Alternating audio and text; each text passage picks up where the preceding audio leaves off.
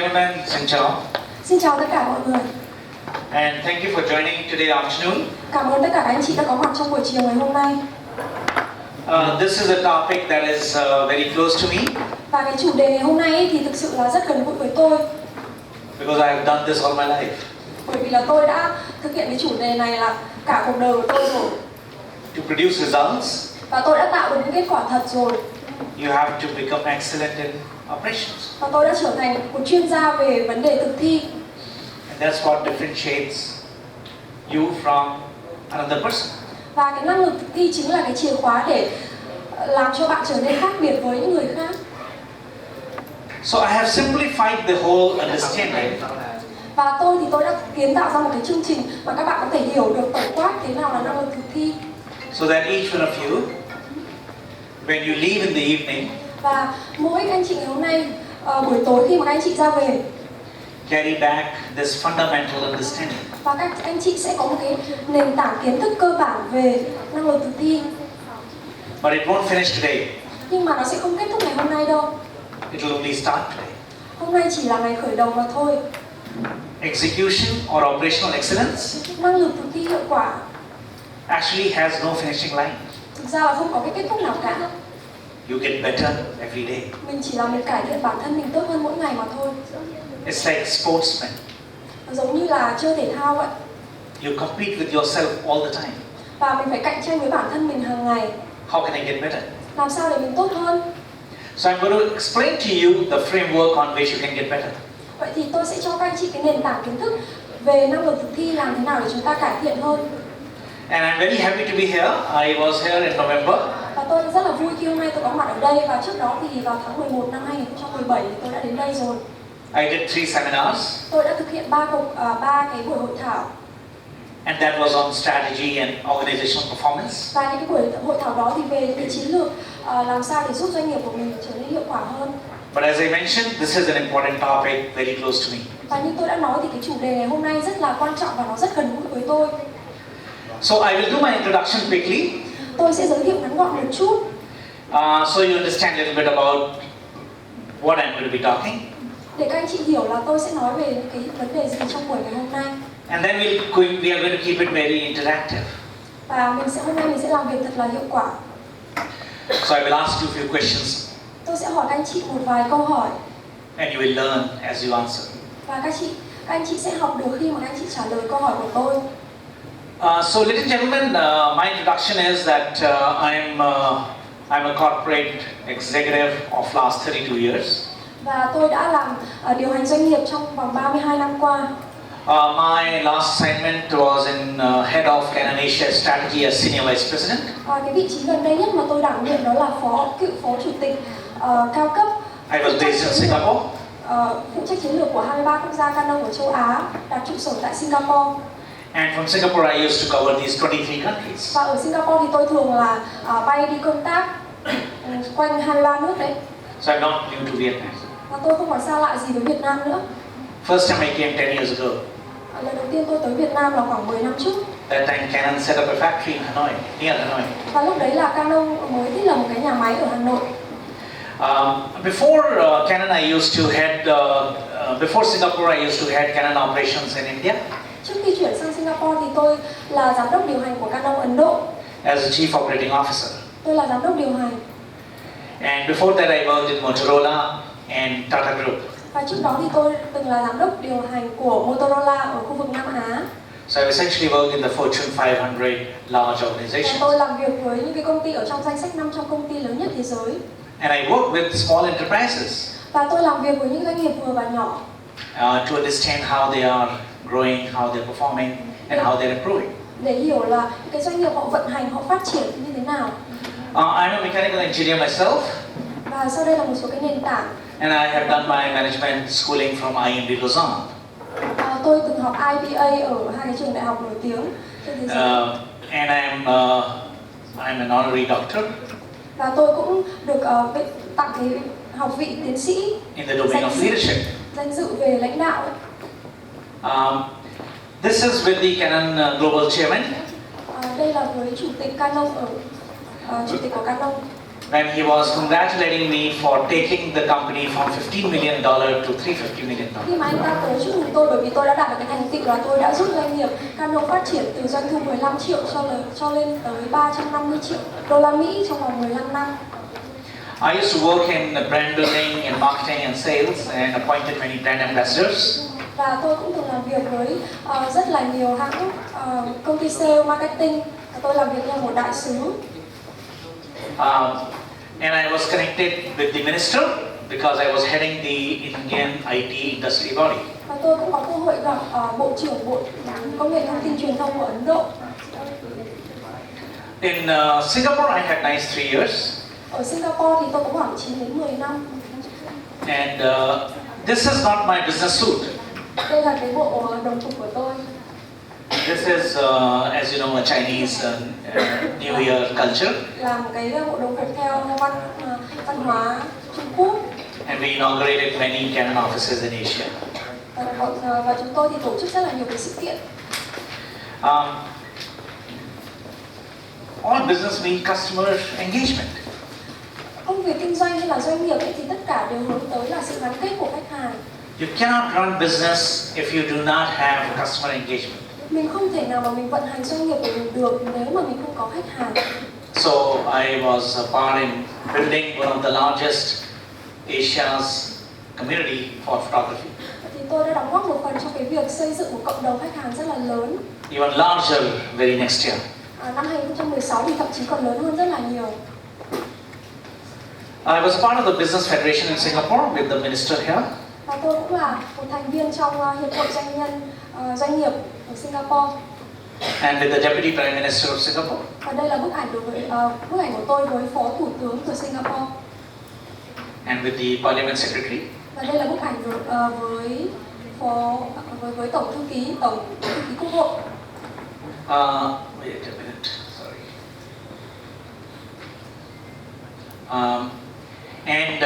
I was a part in many events in jury. Và tôi cũng đã tham gia rất là nhiều sự kiện hội thảo khác nhau. And engaged in with many small enterprises like many of you in different countries. Tôi hợp tác và gặp rất nhiều chủ lãnh đạo doanh nghiệp như các anh chị ở đây vậy. And I love mentoring leaders. How do you build good organization? Và tôi rất là yêu thích cái công việc huấn luyện lãnh đạo để làm sao giúp cho doanh nghiệp vận hành hiệu quả. I had a meeting with Mr. Tony of Langmaster. Và tôi đã có một cuộc gặp mặt đối với anh Tony của Langmaster. And I enjoyed coming to Singapore and now working along with Langmaster to help sharing knowledge and insights. Và hiện tại thì tôi đang hợp tác với Langmaster để giúp đỡ và chia sẻ cái kiến thức cho các doanh nghiệp. So we did this launch in November last time when I came, and there was a nice media coverage on the VATV. Và đây là một số bức ảnh truyền thông nói về cái sự kiện của tôi trong tháng 11 năm vừa rồi. And this is my seminar in Hanoi on building strong, high performing organization. Đây là hội thảo xây dựng năng lực tổ chức trong thời đại 4.0. And in Ho Chi Minh City. Và đây là ở Hồ Chí Minh. And of course, I have fallen in love with the Vietnamese coffee. Và một cái điều rất là thú vị là tôi rất là yêu thích cà phê của Việt Nam. So half my luggage is with Vietnamese coffee when I go back. Khi mà tôi quay trở lại Singapore ấy, thì một nửa số hành lý của tôi là toàn là cà phê Việt Nam. So sometimes the custom people ask me, "Are you a coffee merchant?" Mấy khi anh hải quan lại cứ hỏi tôi là anh nghiện cà phê à? Okay, so we'll start now. Bây giờ thì chúng ta sẽ bắt đầu. So ladies and gentlemen, Các anh chị ạ, I am actually not going to help birds fly. thực sự ở đây tôi không phải ở đây để dạy chim cách bay, cách làm thế nào để bay. You are good business people, successful business people. Các anh chị đều là những cái doanh nhân thành đạt. I don't have to teach you how to fly. Tôi không cần phải dạy các anh chị cách bay như thế nào. My purpose is to help you navigate. Mục đích của tôi ở đây là giúp các anh chị định hướng And just show you some directions và chỉ cho anh chị những cái hướng đi. in which you find it more effective to run your business. Và từ đó thì các anh chị tìm thấy được những cái cách nào mà hiệu quả để giúp các anh chị vận hành doanh nghiệp của mình. So let me ask you 5 questions. Vậy thì bây giờ tôi muốn hỏi các anh chị 5 câu hỏi. to start with, để bắt đầu. before we get into how do we create execution excellence. Trước khi mà chúng ta nói về câu chuyện thực thi hiệu quả, So how many of you bao nhiêu trong số các anh chị actually are involved đang thực sự in chịu creating trách a nhiệm, vision for your company, đang thực sự chịu trách nhiệm vào cái việc là thiết lập tầm nhìn cho tổ chức của mình? what I call as aspiration, winning aspiration. Và cái đó thì tôi gọi là khát vọng chiến thắng. Or in some way you are helping your leader to create a vision. Hoặc là bằng cách nào đó thì các anh chị đang giúp các lãnh đạo doanh nghiệp của mình tạo ra cái tầm nhìn cho tổ chức. So how many of you yes, how many of you no? Bao nhiêu các anh chị có hay là không ạ? You understood my question?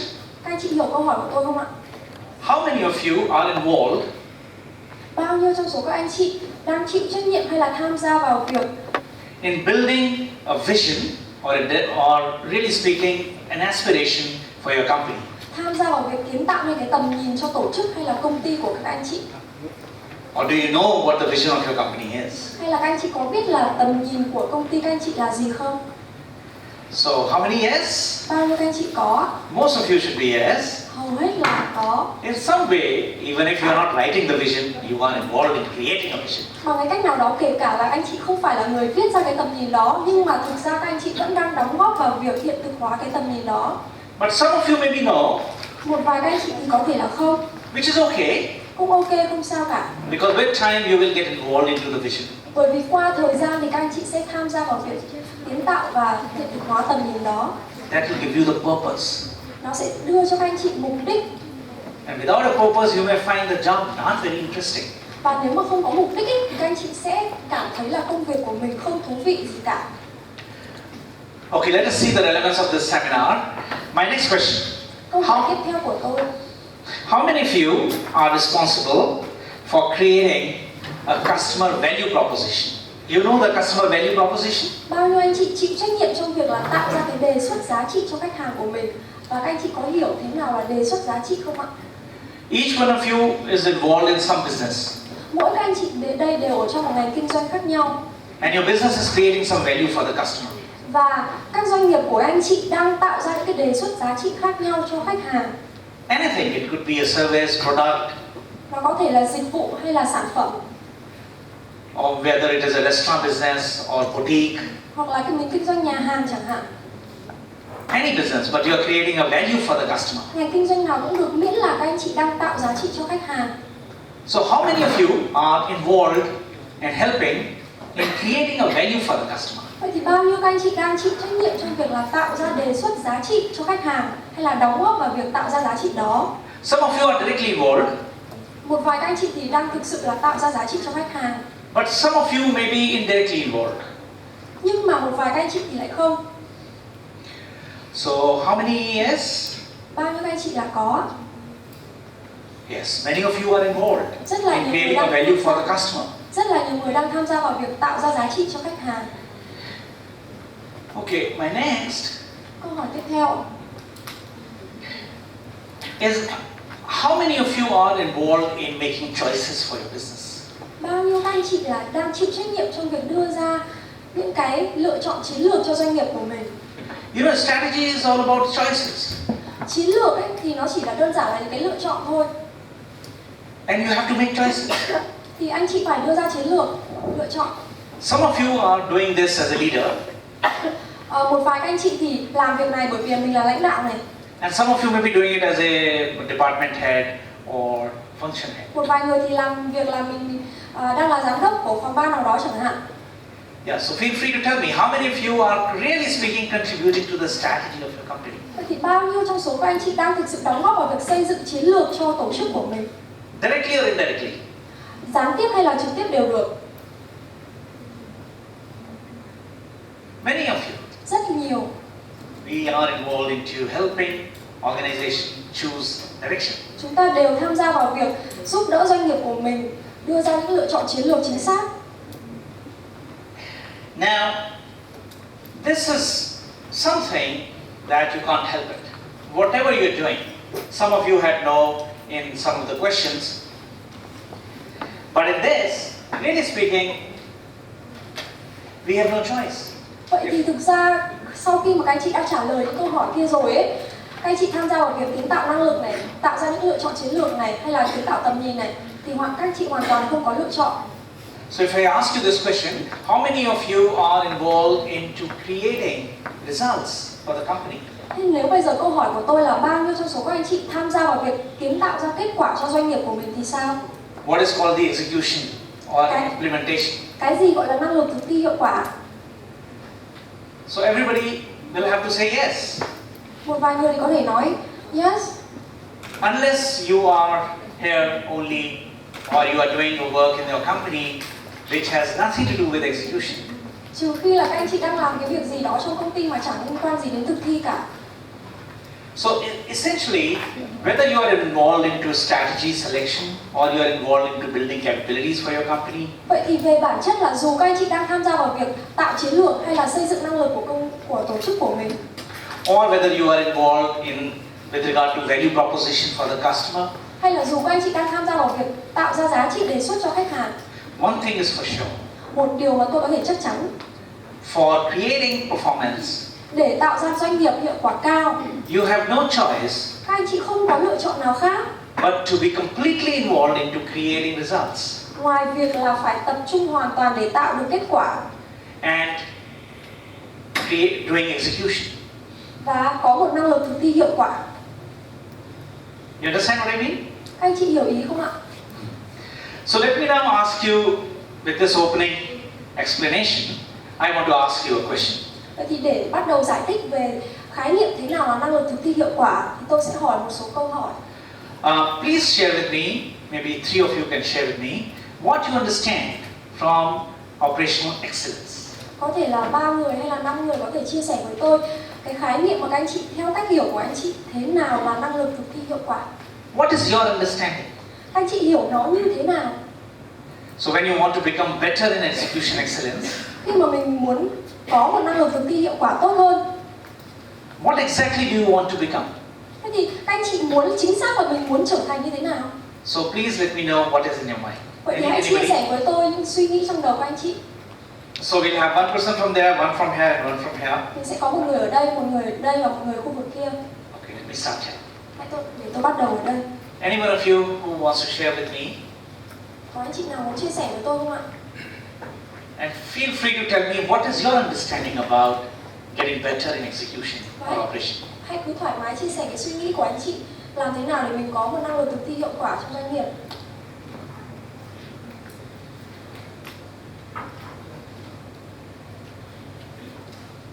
Yeah, go ahead. You're thinking something. Anh chị đang nghĩ cái điều gì đó đúng không ạ? Your mind is working. Tâm trí các anh chị đang hoạt động. Just let the thoughts come to your tongue. Hãy để cái suy nghĩ ra khỏi miệng của mình thôi, hãy nói nó ra. Then your head. Hãy nói nó ra, đừng giữ ở trong đầu mãi. Go ahead. You want to share? Chị muốn chia sẻ không ạ? Yeah. Whatever you think, it's okay. I just want to understand what is your understanding. Anh chị hiểu như thế nào cũng được, tôi chỉ muốn các anh chị chia sẻ cho tôi thôi. Ok. Em đối với mình không. Xin cảm ơn cho mình. Theo tôi đó, thì năng lực thực thi hiệu quả đến với tất cả những cái cá nhân từ nhỏ nhất từ là nhân viên cho đến lãnh đạo, mỗi người đều có một cái nhiệm vụ ở tại vị trí chức danh của mình và họ sẽ phải tạo ra được cái kết quả khi mà nhận nhiệm vụ của họ. Cái kết quả cuối cùng là đạt được cái hoàn thành cái công việc của mình được giao thật cách tốt nhất, thì nó cũng sẽ đóng góp vào cái mục tiêu của công ty như thế. Absolutely on the dot. Yes, Rất là I chính agree. xác ạ. Tôi đồng ý, rất là chính xác. Yeah. Rất là chính xác. We want every individual in the company to be able to produce result. Chúng ta muốn tất cả các cá nhân, các thành viên trong công ty đều phải tạo được kết quả. And there is a way to do it. Và có cách để làm nó. And we'll just understand. Và chúng ta chỉ cần hiểu nó thì làm thế nào thôi. Okay. Any other thought from this group? Trong nhóm này thì có anh chị nào muốn chia sẻ suy nghĩ của mình không ạ?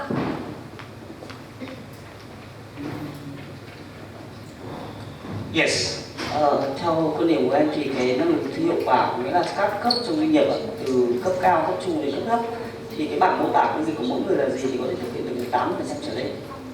Với cái bản mô tả đấy thì theo quan điểm của anh, đấy là năng lực thực thi hiệu quả. Thank you very much. Cảm ơn anh rất nhiều. Every individual in the company must understand clearly what the expectation is. Mỗi cá nhân trong tổ chức phải hiểu rất là rõ cái kỳ vọng của họ là gì. Good, thank you. Okay, from this group. Nhóm này thì sao?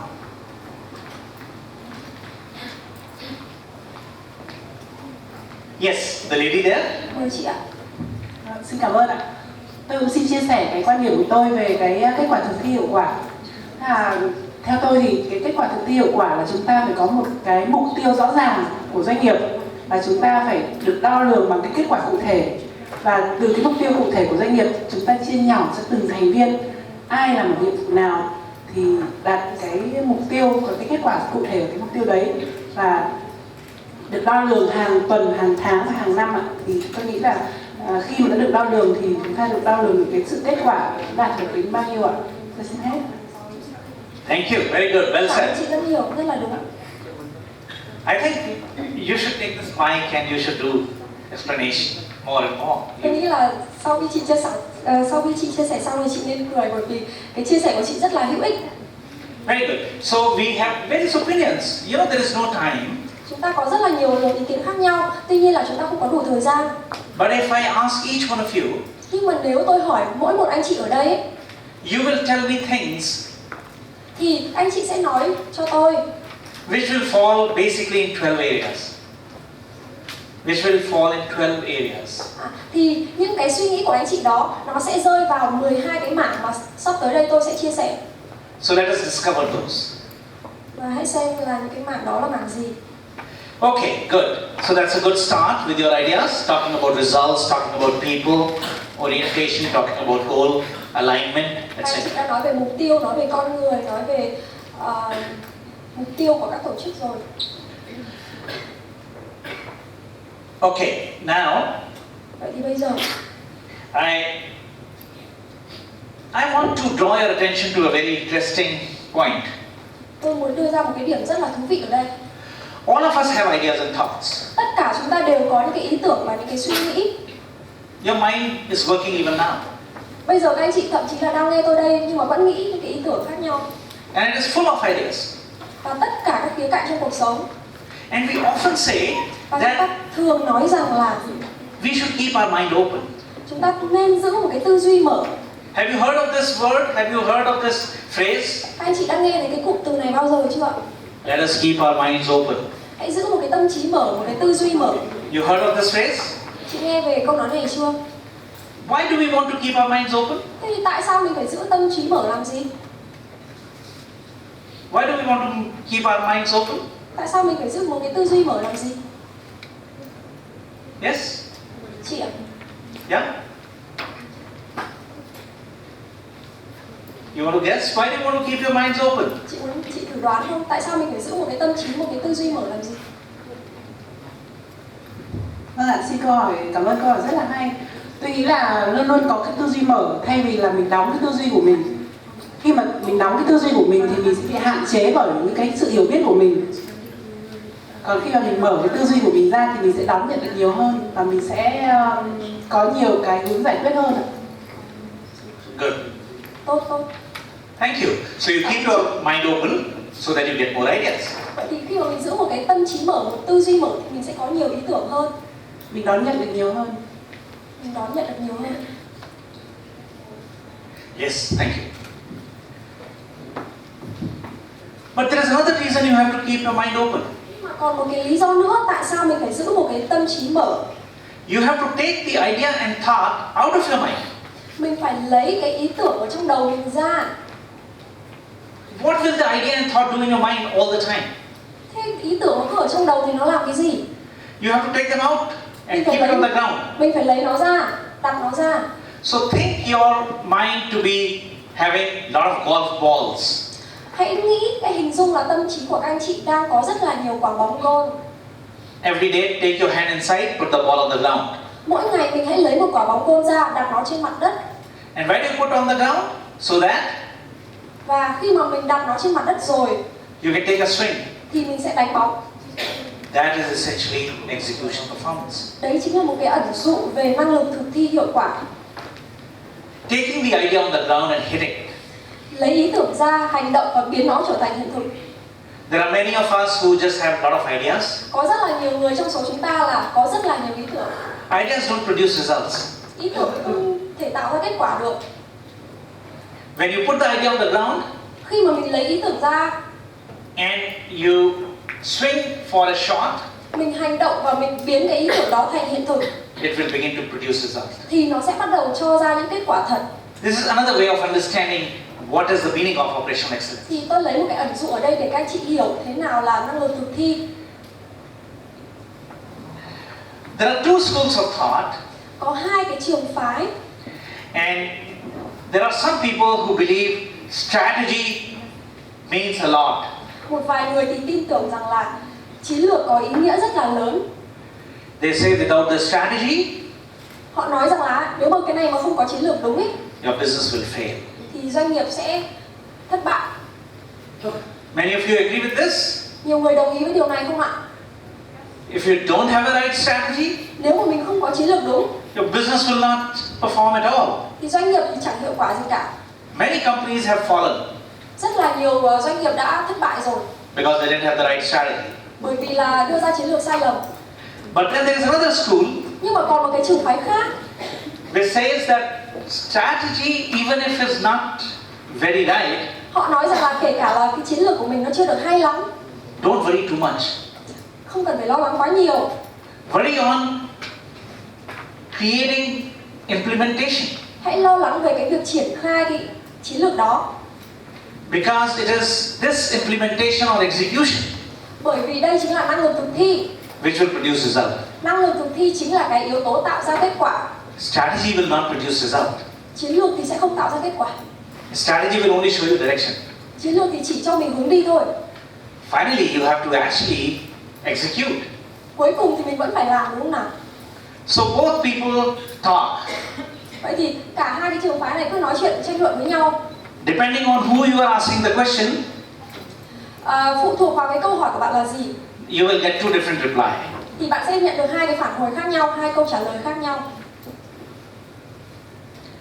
Do you realize this? Sometimes when you are discussing, some people tell you strategy very important. Các anh chị có hay gặp những người mà nói rằng là chiến lược rất là mạnh mẽ, chiến lược rất là có hiệu quả không ạ? This year the performance of the company was not good because strategy was not right. Ôi, năm nay doanh nghiệp làm ăn chán lắm bởi vì là chiến lược không đúng. And some companies saying, oh, this year we didn't perform because we didn't execute the strategy. Còn một vài công ty thì nói rằng là năm nay làm ăn không hiệu quả bởi vì là chiến lược thực thi không, năng lực thực thi không có tốt. So I worked in both positions. Thực ra thì tôi nghiên cứu cả hai cái trường phái này. I ran operation and I also was the Asia head for the strategy. Tôi vừa vận hành doanh nghiệp và vừa là giám đốc chiến lược. If you ask me, both are important. Nếu mà anh chị hỏi tôi ấy, thì tôi sẽ trả lời rằng là cả hai cái này đều quan trọng. But personally speaking, Nhưng mà nói một cách cá nhân, based on my experience, dựa trên những cái kinh nghiệm của tôi, this part is little bit more important. thì cái trường phái thứ hai tập trung vào năng lực thực thi nó sẽ quan trọng hơn một chút. Say 51-49, Thì tôi sẽ cho điểm là bên này là 51 và bên kia là 49. not 80-20, 51-49. Sẽ không phải là 80-20 mà sẽ là 51-49 mà thôi. Strategies can be copied. Các anh chị nhớ này, chiến lược có thể sao chép được. Strategies are usually not unique. Chiến lược thì thường nó chẳng có đặc biệt gì cả. Strategies are very much not so easy to copy, but usually can be copied. Chiến lược thì thường là không dễ để copy, nhưng người ta hoàn toàn có thể copy được. Executions cannot be copied. Nhưng mà năng lực thực thi thì chẳng có ai copy được cả. It is a very different combination in the company. Thế thì năng lực thực thi nó là một cái sự kết hợp rất là đặc biệt của các yếu tố khác nhau trong doanh nghiệp To create a powerful engine để tạo ra một cái động cơ mạnh mẽ of execution. về năng lực thực thi hiệu quả. So I very jokingly say, Tôi thường nói đùa rằng là your Nike is better than Apple. bạn thích Nike hơn hay là thích Apple hơn? Why is your Nike better than Apple? Tại sao Nike lại tốt hơn Apple?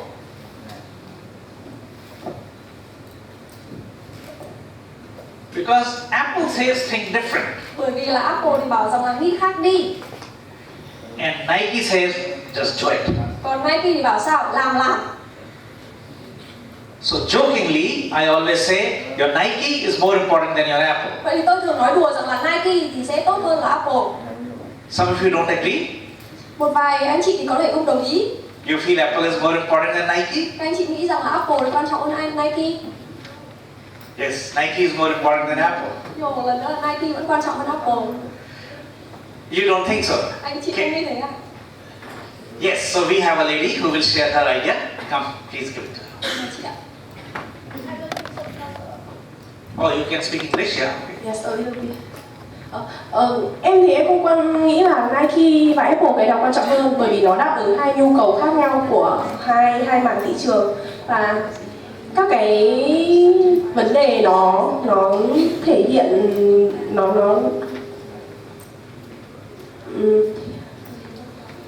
tức là nó đáp ứng vào những cái nhu cầu khác nhau của con người chứ không phải chung một nhu cầu.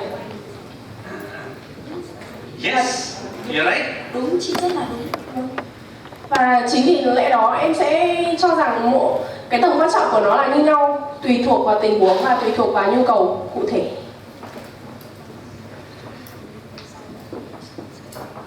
Okay, so both are important. Of course, both are important. Đương nhiên là cả hai cái này đều quan trọng rồi. But if I have to make 51-49, which one is 51 and which is 49? Thế nếu mà tôi phải đem ra là cân đo đong đếm xem cái nào là 51, cái nào là 49, thì vậy thì theo anh chị cái nào sẽ được 41 điểm và 49 điểm và cái nào sẽ được 51 điểm? When you step out of your home, Khi mà các anh chị thực hiện mục tiêu của mình ấy, you put an apple in your pocket để táo vào túi này, để Apple vào túi, and you put Nike on your foot. và đeo giày vào đúng không? Đeo giày Nike đúng không nào? If I give you a choice to just pick up one, Nếu mà tôi bảo các anh chị là chỉ chọn một thôi, and you have to walk 10 kilometers, và các anh chị phải đi bộ 10 cây, which one will you pick up? thì các anh chị chọn cái nào? Apple. So you will take apple and you will walk without shoes for 10 kilometers. Chị chỉ lấy Apple, quyết tâm lấy Apple mà không cần giày, xong rồi đi bộ 10 cây. Yes. Okay, so we will make her walk now in a mountain. Bây giờ là các chị ấy đi bộ lên leo núi nhá. Okay, well, I appreciate your point. It is indeed very important. Both are vital. Tôi rất trân trọng cái ý kiến của chị là cả hai cái này đều rất là quan trọng. But my only argument is that even if you think differently and good thinking, finally, if you can't do it, that idea will die. Nhưng mà về mặt cá nhân, về mặt kinh nghiệm của tôi ấy, thì kể cả là các anh chị có nghĩ khác đi, nghĩ rời, nghĩ Phật gì đi chăng nữa mà các anh chị không làm ấy, thì cuối cùng cũng chẳng có kết quả. Okay, good. So it's a good discussion. Just compete with yourself every time. Vậy thì mình chỉ cần cạnh tranh với bản thân mình mỗi ngày thôi. Try and win every day. Cạnh tranh với bản thân mình mỗi ngày. That is the message of executive excellence. Đấy là cái thông điệp mà tôi muốn đưa ra trong phần năng lực thực thi này.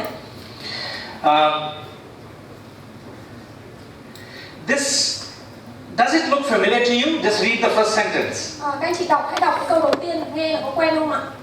Many times, many leaders have told me this. Rất là nhiều cái ông chủ lãnh đạo doanh nghiệp ấy nói với tôi rằng là We have wonderful strategy, but not getting result. ôi, chúng tôi có một chiến lược rất là tuyệt vời nhưng mà vẫn không đạt được kết quả như mong muốn.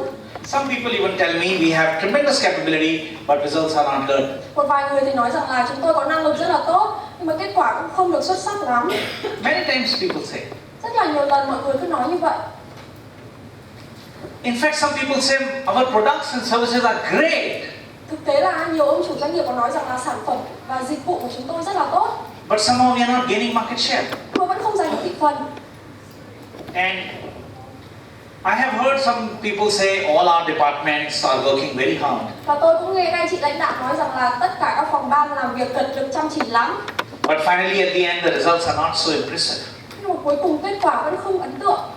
So obviously you may have heard these sentences. Thì đương nhiên là các anh chị đã nghe thấy những cái câu nói này ở đâu đó rồi đúng không nào? So finally, naturally, for organizational performance, this is a very important point. Vậy thì đối với doanh nghiệp ấy thì những cái này là những cái điểm rất là quan trọng mà chúng ta cần phải lưu tâm. You have strategy Chúng ta có chiến lược này, and you have a performance, chúng ta có hiệu quả, hiệu suất làm việc and there's a gap. và có một cái khoảng cách giữa hai yếu tố đó. You have to take the step. Chúng ta phải bước một bước. So today we are all sitting here Hôm nay tất cả các anh chị đã có mặt ở đây to understand how do we walk onto this. để hiểu làm thế nào để bước từ bước chiến lược sang bước thực thi hiệu quả. So this is called the strategy performance gap. Vậy thì tôi gọi đó là cái khoảng cách giữa chiến lược và hiệu quả.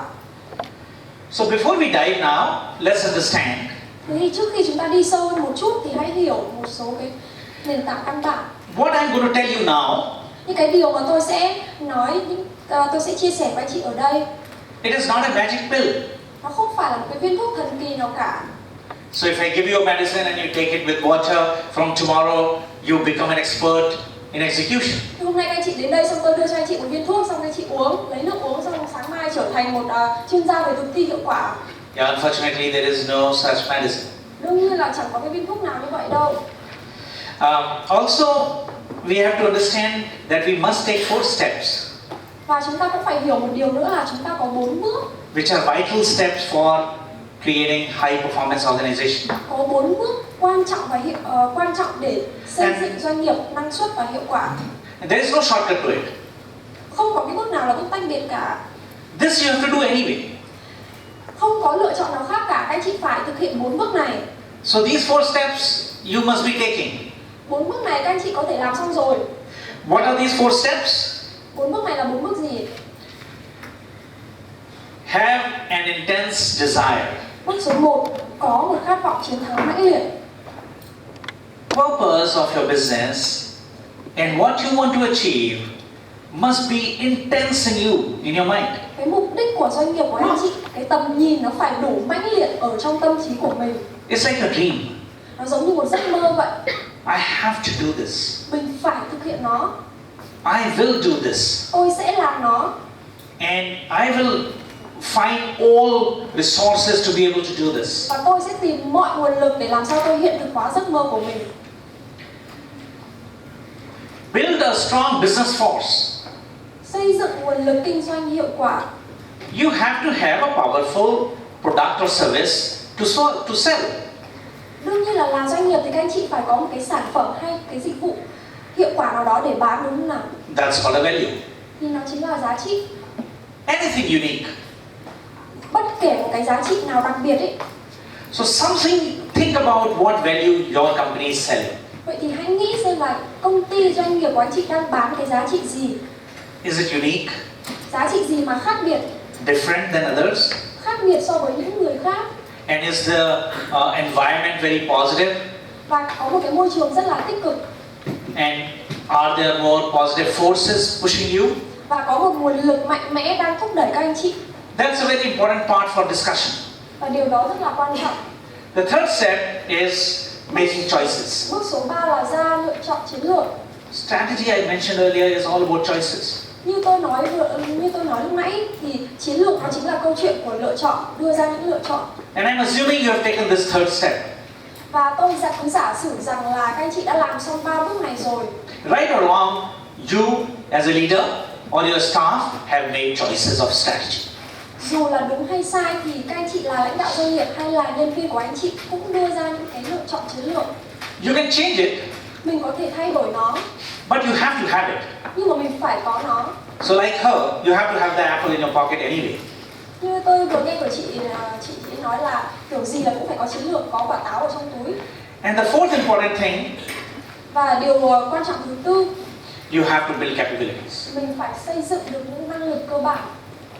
If she has to walk 10 kilometers Nếu mà chị ấy phải đi bộ 10 cây số and she's very weak, và chị ấy rất là yếu, and I can give her a very good Nike shoe, tôi có thể đưa cho chị ấy một cái giày Nike rất là tốt, but she's feeling very tired. nhưng mà chị ấy vẫn cảm thấy rất là mệt mỏi. She can't run. Chị ấy không chạy nổi. So she needs to build capability. Vậy thì bản thân chị ấy phải xây dựng cho mình những cái năng lực. And I call these things as muscles of an organization. Và tôi thường gọi là năng lực doanh nghiệp. So we have to build these 5 important capabilities. Và có 5 năng lực cơ bản mà bất kỳ doanh nghiệp nào cũng đều cần phải xây dựng. So today we are not talking about this, so I am not going in detail. Nhưng mà hôm nay thì chủ đề chính không phải là về cái 5 cái năng lực này, nên là tôi sẽ không đi chi tiết. But what is more important Nhưng mà điều quan trọng hơn ở đây is that after you have taken these 4 steps, naturally execution is what matters. sau khi mà các anh chị đã thực hiện được 4 bước đầu tiên rồi ấy, thì năng lực thực thi chính là bước số 5 quan trọng. Because it is the game changer. Bởi vì nó chính là nhân tố thay đổi cuộc chơi. And that is what creates differentiation. Và nó sẽ tạo ra sự khác biệt giữa doanh nghiệp của các anh chị với những đối thủ khác. Today for lunch, Trong bữa trưa ngày hôm nay, I had very nice chicken. tôi đã có một cái món cơm gà rất là ngon. And the restaurant Và nhà hàng đó had a stuffed chicken with a lot of things stuffed inside. có một cái đùi gà mà họ làm rất là đặc biệt. Họ để rất là nhiều những thứ khác nhau ở bên trong cái đùi gà đó. If I give you that recipe Nếu mà tôi cho các anh chị cái công thức đó and I want you to make the same restaurant, và tôi yêu cầu các anh chị là làm giống hệt cái món như món mà nhà hàng đã làm, same location, cùng địa điểm đó, same name of the shop, cùng địa điểm cùng nhà hàng đó, you would still not be able to create. nhưng mà các anh chị vẫn không thể tạo được giá trị.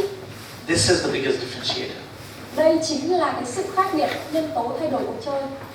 Doing business, Vận hành công việc kinh doanh ấy, running business, vận hành doanh nghiệp, running successful business, vận hành doanh nghiệp thành công winning successful business và xây dựng năng lực doanh nghiệp hiệu quả requires those execution power.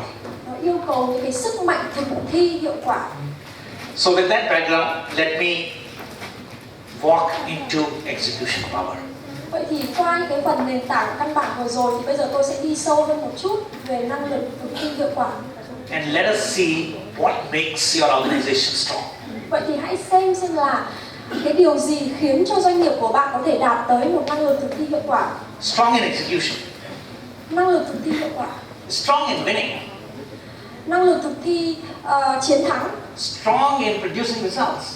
và chiến thắng trong cái việc là tạo ra những kết quả khác biệt. So I put them into 3 broad components. Và tôi chia những cái yếu tố đó thành 3 cái nhóm lớn. I call it OE, Executive Operations Excellence. Và tôi gọi đó là 3 yếu tố quan trọng để xây dựng năng lực thực thi hiệu quả. One very important part of execution excellence is the people. Một cái phần quan trọng đầu tiên ấy là về con người vận hành. If you're wanting to become strong, Nếu mà các anh chị muốn doanh nghiệp trở nên hiệu quả without people, your organization cannot become mà strong. không có nhân sự, không có con người ấy, thì các anh chị sẽ không làm được đâu. So as a leader and as a manager, Vậy thì là một lãnh đạo, là một quản lý, if I say, how are you building execution power?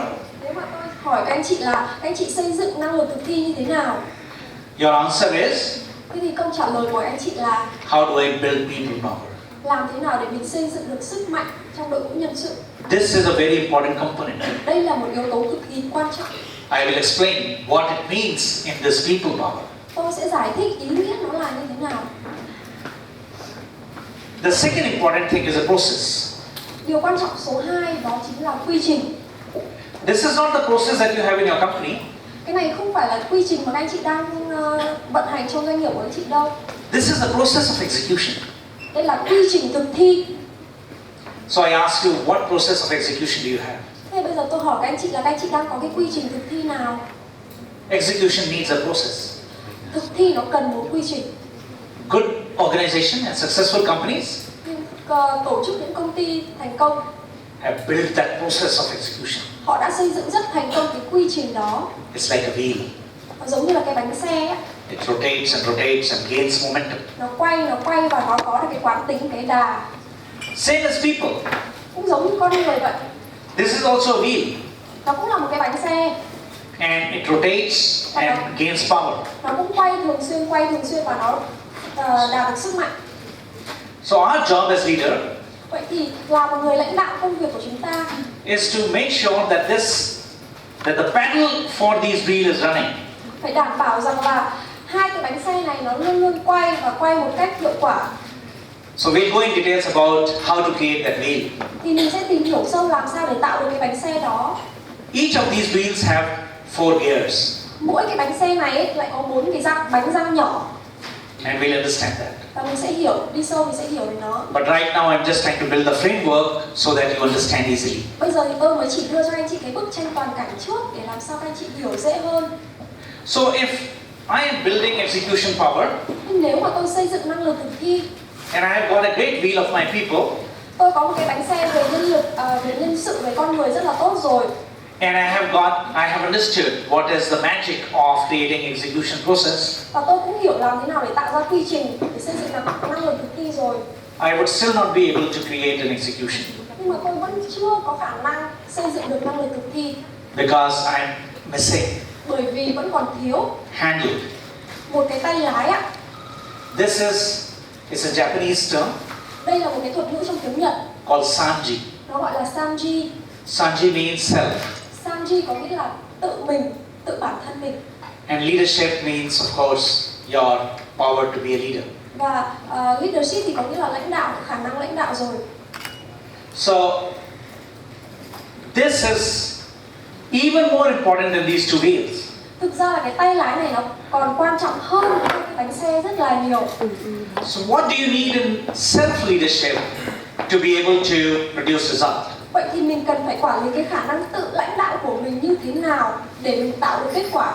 And what is it that you need to create a people wheel? Vậy thì mình cần những cái gì để tạo được cái bánh xe về nhân sự như thế này? And what do you need to create in the process wheel? Vậy thì mình cần những cái gì để tạo ra được một quy trình hiệu quả? So if you understand this, Nếu mà mình hiểu được ba cái yếu tố này and if we go on the journey of practicing it, và mình thực hành nó, mình áp dụng nó, you will have enormous execution power. thì bạn sẽ có một năng lực thực thi hiệu quả. So let's understand now. Let's move on that journey of building execution power. Tôi gọi đây là hành trình chuyển hóa, hành trình xây dựng năng lực thực thi. So for reinforcing what I just told you, Để nhấn mạnh những cái điều mà tôi vừa mới chia sẻ với các anh chị, let me repeat myself để tôi nhấn mạnh một chút. and call this starting point of your journey. Tôi sẽ coi cái điểm khởi đầu của hành trình này And let me call this as inner mastery. và tôi sẽ gọi nó là làm chủ bản thân. Inner mastery. Làm chủ bên trong, làm chủ bản thân mình. So if you ask me in 32 years of my leadership experience and journey, Nếu mà các anh chị hỏi tôi là trong 32 năm kinh nghiệm về lãnh đạo và điều hành doanh nghiệp của tôi ấy, what have I mastered? tôi đã làm chủ được những cái gì? And one of the most important thing I have mastered is inner mastery. Thì một trong những cái điều mà tôi đã làm chủ được đó là làm chủ bản thân mình. My journey of any execution starts with this. Hành trình về thực thi của tôi ấy, nó đều bắt đầu với việc là làm chủ bản thân. And my second step for execution journey is connection mastery. Và cái điểm thứ hai trên hành trình này đó là làm chủ sự kết nối. How do I connect with you? Làm sao để tôi kết nối được với các anh chị? I want some results. Tôi muốn một số những cái kết quả. My expectation and my dream Kỳ vọng và giấc mơ của tôi is your expectation and your dream. chính là kỳ vọng và giấc mơ của các anh chị. If I get excited, Nếu mà tôi cảm thấy hào hứng, you get excited even more. các anh chị cũng cảm thấy là thậm chí còn hào hứng hơn cơ. There is a very deeper level connection. Thì đây là một cái mức độ rất là sâu về sự kết nối. So my people are 500, Tôi có khoảng 500 người, but their power is equal to 5,000 nhưng mà cái sức mạnh ấy nó nhân lên, nó lên tới 5.000. because there's a very strong connection power that our organization has. Bởi vì có một cái năng lực kết nối rất là mạnh mẽ trong tổ chức. If there was a meter which can go inside the organization and check the connection power, Nếu mà có một người mà đến mà kiểm tra cái năng lực kết nối trong tổ chức ấy, you can see for yourself why some organizations are so successful. các anh chị sẽ hiểu, các anh chị sẽ tự nhận ra được là tại sao cái tổ chức đấy nó lại thành công như vậy. And what is the third step in this journey? Vậy thì cái bước thứ ba trong hành trình là gì? Is what I can call it as the process mastery or management mastery. Tôi gọi cái bước thứ ba này là làm chủ sự quản trị. So when we say our management is good, Khi mà mình nói là ôi rồi ôi, quản trị của tôi rất là hay, rất là tốt, because besides their inner mastery, and the connection mastery, they have also got very strong management mastery. Một cái tổ chức mà có khả năng quản trị tốt ấy, thì cái khả năng làm chủ bản thân của người lãnh đạo và làm chủ sự kết nối con người cũng phải tốt. So any question before I now take you through all these three components and give you the knowledge and understanding? Và sau đây thì tôi sẽ đưa các anh chị đi qua 3 cái bước này và sẽ giúp các anh chị hiểu sâu về những cái yếu tố trong mỗi cái bước này. We've got another half an hour before we break for lunch, for coffee break. Mình sẽ có khoảng 30 phút nữa trước khi mà mình giải lao uống cà phê. So I want to finish the first handle. Tôi sẽ muốn hoàn thành xong cái phần tay lái đầu tiên. So if you have any question right now, ask me before I take you in the journey. Nếu mà các anh chị có bất kỳ câu hỏi nào trước khi mà tôi đi sâu hơn ấy, thì hãy hỏi tôi bây giờ.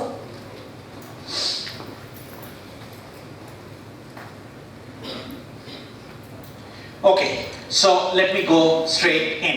Vậy thì bây giờ tôi sẽ đi thẳng vào vấn đề nhé. The first that I mentioned to you is the handle. Như cái phần đầu tôi đã đề cập, cái tay lái quan trọng đầu tiên chính là lãnh đạo.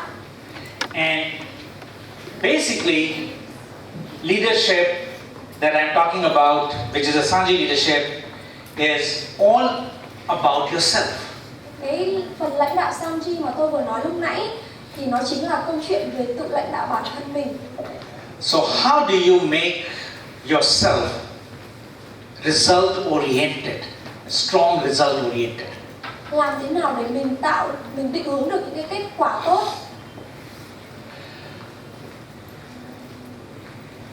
First Đầu tiên, part. phần đầu tiên. The first part is what I call as a 3P mindset. Phần đầu tiên tôi gọi là tư duy 3P. Researches have been done amongst successful leaders. Có một cái nghiên cứu đã nghiên cứu trên những lãnh đạo thành công ở trên thế giới. And all the successful leaders show these characteristics of a very strong mindset. Và tất cả những cái người lãnh đạo thành công trên thế giới này họ đều có những cái tư duy rất là tốt. So before anybody thinks of creating execution, it begins with the mindset. Thế thì khoan hãy nói về năng lực thực thi trong doanh nghiệp là gì, mình hãy nói về câu chuyện tư duy. I will explain more, but let us see the second thing. Điều thứ hai. What is the second thing? Điều thứ hai là gì? Second thing is self-conversation. Điều thứ hai chính là tự thoại. Let me ask you this question. Hãy để tôi hỏi các anh chị một câu hỏi. Think of yesterday. Hãy nghĩ lại ngày hôm qua của mình. Yesterday, just think of yesterday. Chỉ cần nghĩ về Close your eyes and think of yesterday. hãy nhắm mắt lại và nghĩ về ngày hôm qua. In the last 24 hours, Trong 24 tiếng vừa rồi ấy, who is the person you did the maximum conversation with? người mà anh chị nói chuyện nhiều nhất là ai? Who did you talk the most? Your spouse? Your child? Anh chị nói chuyện nhiều nhất với ai? Với chồng, với vợ mình hay là với con cái của mình? Your friend? Your boss? Your colleague? Hay là với bạn bè, với cả sếp? Who did you talk maximum? Anh chị nói chuyện nhiều nhất với ai? Yeah. Just one word, maybe spouse, Chỉ cần nói children, một từ thôi ạ. friend, Một người thôi. colleagues. She talked with the colleagues most. Nhân viên. Staff, herself, her team. Okay. Chị ấy nói chuyện với nhân viên của chị ấy nhiều nhất. Anybody else? How about you, sir? Còn ai nữa không ạ? Who did you talk the most? Sao? Chị nói chuyện với ai nhiều nhất ạ? Partner. Okay. How about you? Who did you talk the most in the last 24 hours? Trong Yourself. Huh? his staff. Your staff. Nhân viên của anh ấy. Okay. How about you? Còn anh thì sao? Who? Myself. You talk to yourself. Anh ấy tự nói chuyện với chính mình nhiều nhất. Absolutely. Chắc chắn rồi. Now think about it. Chắc chắn rồi. We do maximum conversation with ourselves. Người mà mình giao tiếp nhiều nhất chính là bản thân mình. We are talking to us. Mình đang nói chuyện với chính cái con người mình thế này. You imagine yourself to be having two faces. Mình hãy tưởng tượng là mình nhất có hai mặt. And how does this help in execution? Thế thì cái điều gì xảy ra? So we will talk about it. Mình sẽ đi sâu hơn này. What is the third thing? Phần thứ ba, Third area is our prioritization and focus. cái yếu tố thứ ba chính là sự ưu tiên và sự tập trung của mình. Don't ask me. Đừng hỏi tôi, Ask any of the winning sports person. hãy hỏi những cái vận động viên thể thao ấy, mà Any winning sports person. những vận động viên thể thao thành công ấy, And you ask them, what made you win? thì các anh chị hỏi họ xem là cái điều gì khiến họ chiến thắng. First thing any person will tell you, Bất kỳ một vận động viên thể thao nào ấy, điều đầu tiên mà họ sẽ nói với các anh chị, this was my priority đây là ưu tiên của tôi and I was madly in focus. và tôi cực kỳ tập trung, Madly in focus. cực kỳ tập trung. I saw nothing. Tôi không nhìn thấy gì hết, Only the same thing I saw. tôi tập trung, tôi nhìn vào cái điểm đó thôi. Priority and focus Sự ưu tiên và sự tập trung is a vital part of our self-discipline. là một phần rất quan trọng trong khái niệm tự lãnh đạo ở đây. You want to become a good leader? Các anh chị muốn trở thành một lãnh đạo thành công, Answer this question, what is your priority and what is your focus? thử trả lời câu hỏi này xem sự ưu tiên của anh chị là gì. Các anh chị đang tập trung. Focus doesn't change every day. Cái sự tập trung nó không phải là thay đổi từng hàng ngày đâu.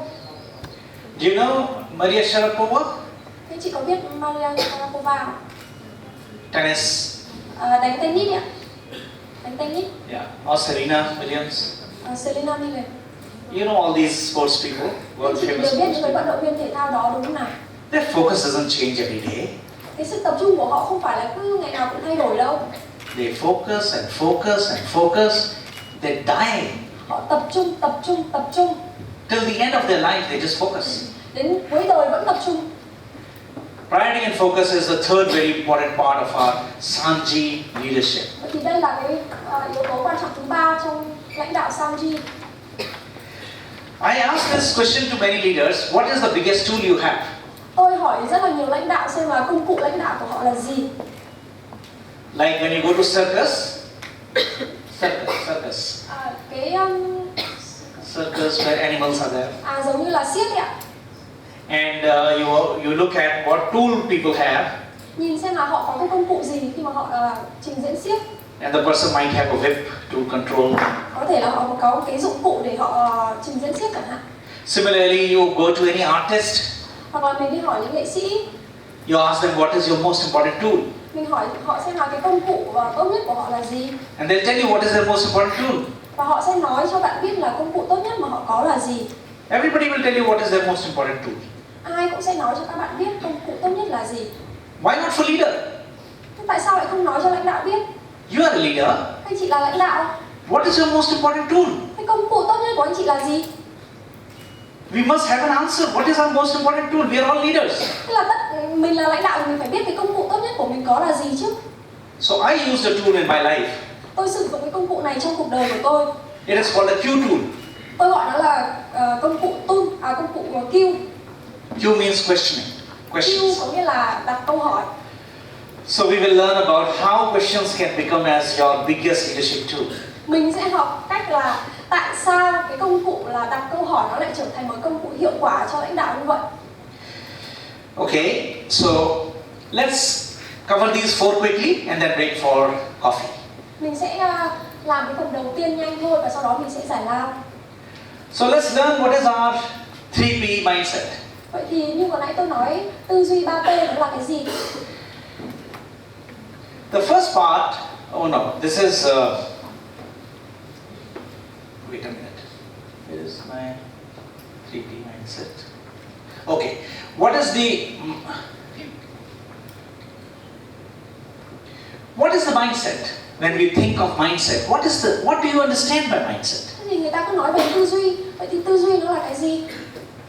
So mindset is essentially,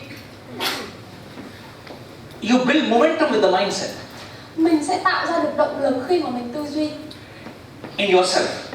Động lực trong bản thân mình. And people who have strong mindset, Những cái người mà có tư duy tốt ấy, and what I call as positive mindset, tôi gọi là tư duy tích cực, progressive mindset, tư duy cầu tiến and perfection mindset và tư duy hướng tới sự hoàn hảo. are building momentum. Những những cái người đó họ đang tạo ra được những cái quán tính, cái động lực thúc đẩy rất là tốt. What is momentum? Vậy thì quán tính là gì? Động lực thúc đẩy là gì? It's a leadership momentum. Tôi gọi ở đây là động lực thúc đẩy lãnh đạo. With time, Qua thời gian, you gain speed and you gain energy. qua thời gian thì nhờ có cái động lực đó chúng ta sẽ có được năng lượng. It's called a snowball effect. Tôi gọi nó là Do you know a snowball effect?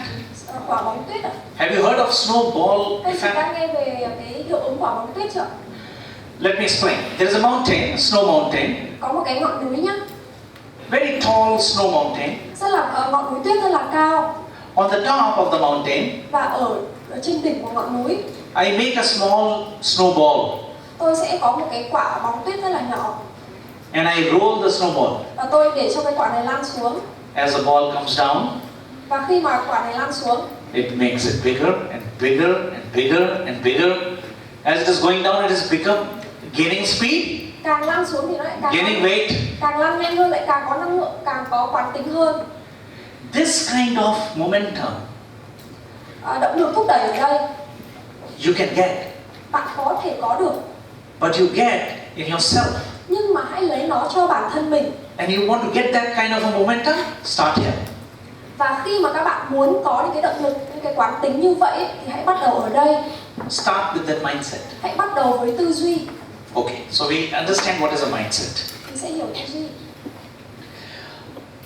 There are many elements in the mindset that experts may tell you.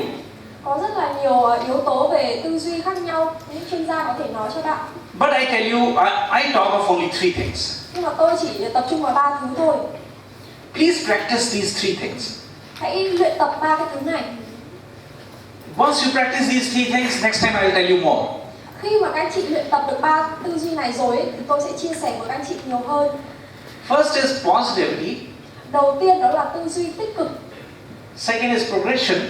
Thứ hai là tư duy cải tiến, tư duy cầu tiến. And third is perfection. Thứ ba là tư duy hướng tới sự hoàn hảo. So I call it 3P. Vậy thì tôi gọi là 3P. Because positive, progression, and perfection, English words 3P. Trong tiếng Anh ấy, 3 chữ chữ cái P đầu tiên. I'm going to play this small video Tôi sẽ mở cho anh chị xem cái video này. and just see what is the meaning of positive mindset. Và các anh chị hãy thử xem là ý nghĩa của tư duy tích cực nó là thế nào. It's all about hope. Câu chuyện nó chỉ là về hy vọng thôi. So let's see if it is connected.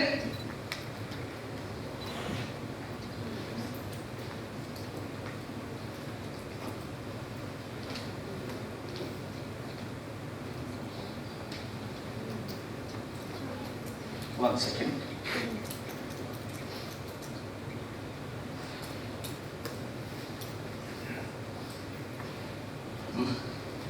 We do it by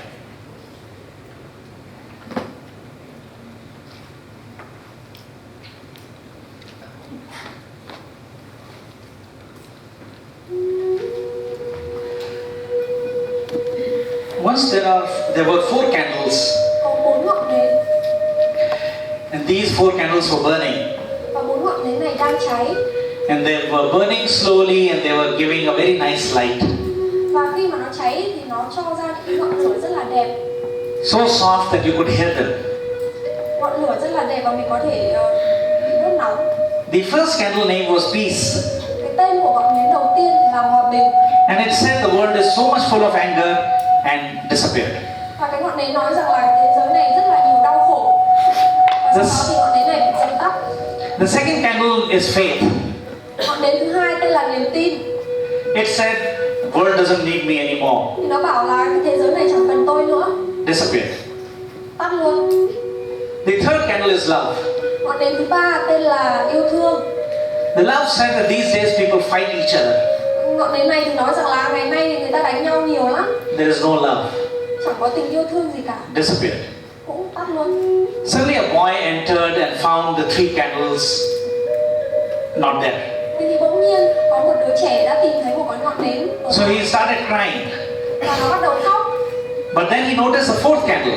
Và nó nhận ra rằng là cái ngọn nến thứ tư này, The 4th candle said, don't worry. ngọn nến thứ tư này tên là đừng khóc. My name is hope. Tên tôi là hy vọng. As long as I'm there, Chỉ cần tôi ở đây thôi, I will light up other candles. tôi sẽ thắp sáng những ngọn nến khác. And hope lit up all candles. Và thực tế là hy vọng thắp That sáng is the power of mọi hope. thứ trong cuộc sống của mình. Đó chính là sức mạnh. So you understand what I mean? Các bạn hiểu ý tôi không nào? Positive mindset is hope. Tư duy tích cực nó chính là hy vọng. Even in adversity, even if everything is not working your way, Dù là trong nghịch cảnh, dù là mọi thứ nó diễn ra không như các anh chị mong muốn, keep your hope candle lit all the time. hãy giữ cái ngọn nến hy vọng sáng. The second important part of the mindset is progression. Tư duy thứ hai đó chính là tư duy cải tiến. The meaning of progression essentially is, Tư duy cải tiến có nghĩa là how can I make tomorrow better than today? làm thế nào để mình biến ngày mai trở nên tốt hơn ngày hôm nay. That's a vital part, isn't it? Đây là một cái phần rất là quan trọng. So every day we listen, we observe, and we learn. Mỗi ngày chúng ta đều lắng nghe, chúng ta đều quan sát và chúng ta đều học hỏi. We listen, Chúng ta lắng nghe, we learn chúng ta học hỏi all the time. mọi lúc mọi nơi. And this is one of the important mindset that leaders need to have. Và đây chính là một cái tư duy rất là quan trọng mà những người lãnh đạo cần phải có. So good leaders don't talk. Những cái người lãnh đạo giỏi ấy, họ không có nói nhiều đâu. Good leaders listen. Những người lãnh đạo giỏi họ nghe nhiều. And later I will explain, they question. They only ask questions. Sau đó thì tôi sẽ giải thích là người lãnh đạo giỏi ấy, họ chỉ có hỏi thôi. The third mindset element is perfection. Yếu tố thứ ba đó chính là sự hoàn hảo. Don't ever compromise for anything not the best. Đừng có thương lượng, đừng có hài lòng với những cái gì mà nửa vời. Everything has to be perfect. Tất cả mọi thứ đều phải hoàn hảo. Anything that you do should be, why should it not be perfect? Tại sao nó lại không nên hoàn hảo? And if this is called a discipline, Cái này gọi là kỷ luật ấy. perfection in anything that you want to do. Phải tìm kiếm cái sự hoàn hảo trong bất kể cái việc gì mà bạn làm. You are the judge. Nobody else is going to tell whether it is perfection or not. Anh chị chính là cái người phán xét xem là sự hoàn hảo nó ở chỗ nào. Không có ai đi phán xét cho các anh chị cả. We know it is not perfect. Mình biết rằng là nó không hoàn hảo, We still allow it. nhưng mà mình vẫn chấp nhận, mình vẫn cho phép. So this mat here is a little bit tilted. Cái bàn này nó không được thẳng lắm. Why should it be tilted? Tại sao nó lại không thẳng, nó bị cong như vậy? The person who put it saw it, Nhưng cái người mà sắp xếp bàn ghế như này ấy, phải làm. but he allowed it to be like this. Nhưng mà họ nhìn thấy thế xong rồi họ chấp nhận, họ bảo thế cũng được. This is called the imperfection, not perfection, imperfection. Cái này không thể gọi là sự hoàn hảo được. So as a part of our discipline, let's create positivity, progression, and perfection. Vậy thì phần tư duy 3P sẽ có là tư duy tích cực, tư duy cải tiến và tư duy hướng tới sự hoàn hảo. The second important part is the self-conversation. Phần thứ hai là phần tự thoại, tự vấn bản thân. Talk to yourself. Nói chuyện với bản thân mình. So what do you talk? Thế thì mình nói cái gì? Are you going to say, how are you? Tôi sẽ không nói là cái chị khỏe không đâu. So I'm talking to myself and I'm saying, oh, I'm very nice. Có khi mình tự nói với mình là mình So giỏi you lắm. look in the mirror, oh, you look beautiful, you look handsome. Tôi nhìn vào gương xong tự khen mình, bảo đẹp trai thế à. That's not what I mean when you do self-conversation. Đây không phải là ý của tôi khi mà tôi nói là tự thoại. The self-conversation I mean differently. Ý của tôi ở đây hoàn toàn khác. Self-conversation every Monday. Tự thoại có nghĩa là mỗi sáng thứ hai hàng tuần. Actually, we do conversation every day. Thực ra là mình nói chuyện với bản thân mình hàng ngày. But as a practice, you can say every Monday I'm going to do a very conscious self-conversation. Nhưng mà như một cái cách luyện tập ấy thì mình có thể biến nó thành một cái bài tập ý thức mỗi thứ hai hàng tuần. So what is the first thing you will talk to yourself? Vậy thì điều đầu tiên mình sẽ nói chuyện với bản thân mình là gì? You can think of 5 areas in which you can do. Các anh chị có thể nghĩ tới 5 cái lĩnh vực, 5 công việc mà anh chị có thể làm. I will just share with you what conversation I do to myself. Và tôi có thể nói chuyện với bản thân mình về 5 cái lĩnh vực đó. I ask myself every Monday, Mỗi thứ hai hàng tuần ấy, tôi sẽ hỏi bản thân mình rằng là what mistake did I do last week? tuần trước mình đã mắc phải cái lỗi sai gì? And I think about it. Yeah, I traveled to Vietnam. Tôi nghĩ là lần trước là tôi bay sang Việt Nam. I met people, Tôi gặp mọi người and I probably didn't talk to one person nicely. và tôi quyết định là nói chuyện với một người. Or any other mistake. Hay là Cái lỗi lầm của tôi là tôi đã không nói chuyện tử tế với họ chẳng hạn, hoặc là một lỗi lầm nào khác.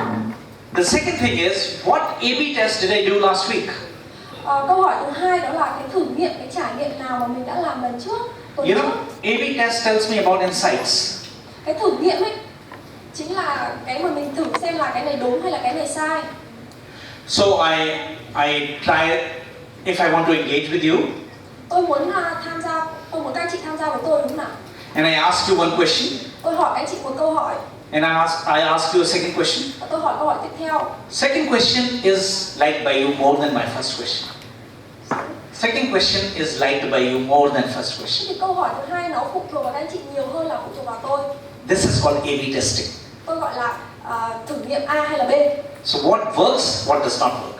Cái nào là hiệu quả, cái nào là không. You have got a team. Mình có đội nhóm của You mình. have got 4-5 people reporting to you. Mình có khoảng 4 đến 5 người là đi theo mình. So of course, different people, different thing works with different people. Đương nhiên là mỗi chúng ta sẽ làm việc với những người khác nhau. But for the same person, Nhưng mà đối với cùng một người ấy, sometimes you may be noticing when you do two things, one thing works better than the other. có thể là khi mà mình làm ấy thì mình sẽ nhận ra rằng là việc này tốt hơn, việc kia tốt hơn. The third thing that I ask myself, what is my change agenda? Câu hỏi tiếp theo đó là cái lộ trình thay đổi của tôi là gì? What change am I going to do? Những cái thay đổi gì mà tôi cần phải làm? Any change. Bất kỳ thay đổi nào cũng được. The fourth thing is, what is my finishing line? Điều cuối cùng là, điều tiếp theo là mục tiêu của tôi là gì? I always remind myself of my target, Tôi luôn luôn phải nhắc nhở tôi về cái mục tiêu của mình, both long term cả về mục tiêu dài hạn and the target that I fixed for 1 month, và cái mục tiêu trong 1 tháng của tôi. or you may have per week or whatever. Hoặc là các anh chị có thể có mục tiêu trong 1 tuần chẳng hạn. And the last thing that I ask myself, Và cái điều cuối cùng mà tôi hỏi bản thân mình ấy, what is the breaking news in the world that I heard which can have impact on my business? thế thì cái tin tức mới nhất trong thế giới kinh doanh mà tôi nghe được mà nó có thể ảnh hưởng đến công việc kinh doanh của tôi là gì? Maybe if not in the world, say in Vietnam. Không cần phải nói xa vời thế giới làm gì, nói ở Việt Nam đi. So what business are you in? Các anh chị đang ở trong ngành kinh doanh. What kind of company, what product or service are you doing? Các anh chị đang làm ra sản phẩm hay dịch vụ gì?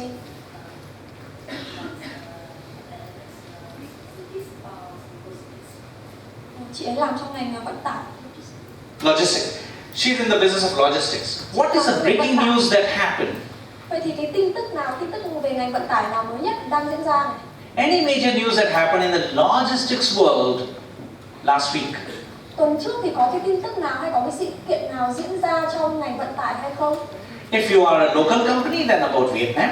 Nếu mà các anh chị là công ty Việt Nam ấy, But if you are part of a global or Asia logistic company, hay là nếu mà mình là một cái công ty con trong một công ty lớn ở châu Á chẳng hạn, then what happened in Indonesia that can has impact on your business? vậy thì cái sự kiện mà đang diễn ra ở Indonesia thì nó có thể tác động đến doanh nghiệp của mình ở Việt Nam. These are the 5 conversations that I do to myself. Thế thì đây là 5 cái câu hỏi mà tôi luôn luôn phải tự hỏi bản thân mình. But not necessarily these 5. You can do your 5 conversations. Nhưng mà không nhất thiết phải là 5 cái câu hỏi của tôi, các anh chị có thể tự tạo ra 5 câu hỏi của mình. And at the end of it, you will become even better. Và cuối cùng ấy, các anh chị sẽ nhận ra được rằng là các anh chị sẽ trở nên tốt hơn rất là nhiều. And moving in the direction of your execution. Và sẽ bắt đầu nói đến câu chuyện xây dựng năng lực thực thi. The third important thing Điều quan trọng tiếp theo is about how do we do priority and focus. là câu chuyện về sự ưu tiên và sự tập trung. So it's like this. Nó như thế này. This is the focus area, important and unimportant. Cái trục tung thì tôi gọi là sự quan trọng. And you have got decision making area on this side, urgent or non-urgent. This is a very typical matrix you must have seen. Và cái phần trục hoành thì nó là khẩn cấp và không khẩn cấp. Thì cái ma trận này nó khá là phổ biến thì các anh chị có thể nhìn thấy ở đâu đó rồi. Don't worry about this matrix. This is very old, 30 years old. People use it. I have never used it. I have understood it. Mọi người sử dụng cái công cụ này rất là nhiều, khoảng 30 năm rồi ấy. Tôi không hay sử dụng đâu nhưng mà tôi dùng nó. According to me, just think about what is most important to you. Thế thì theo tôi thì chỉ cần các anh chị nghĩ xem là điều quan trọng nhất các anh chị đang có là gì. What is most important to you for that execution Điều for quan that goal. trọng nhất đối với các anh chị khi xây dựng năng lực thực thi hiệu quả là gì? So here is my goal. I want to make my company 10 times bigger in 3 years. Thế thì ví dụ như là mục tiêu của tôi là tôi muốn phát triển doanh nghiệp của mình lớn hơn gấp 3 lần so với năm nay chẳng hạn. So what is most important in that goal? Vậy thì cái điều gì quan trọng nhất trong mục tiêu đó? I want to create 1,000 customers. Tôi muốn tạo ra 1.000 khách hàng chẳng hạn. How do I create 1,000 customers? Làm sao để tôi thu hút được 1.000 khách hàng? What is that most important thing I must do every day? Vậy thì cái điều quan trọng hàng ngày nào mà tôi cần phải làm để tôi thu hút được 1.000 khách hàng? I identify, so we have to identify what is most important. Vậy thì mình phải xác định xem cái điều gì là điều quan trọng nhất. Don't worry about non-important, etc. Just see what are the 3-4 most important Không things. cần phải quan trọng về những cái không cần phải lo lắng về những cái điều không quan trọng. Hãy tập trung vào điều quan trọng nhất thôi. The other other thing to see, importance is decided by you. Sự quan trọng là xác định bởi bạn đúng không nào? Urgency is decided by outside world. Nhưng mà sự khẩn cấp là không phải do bạn quyết định.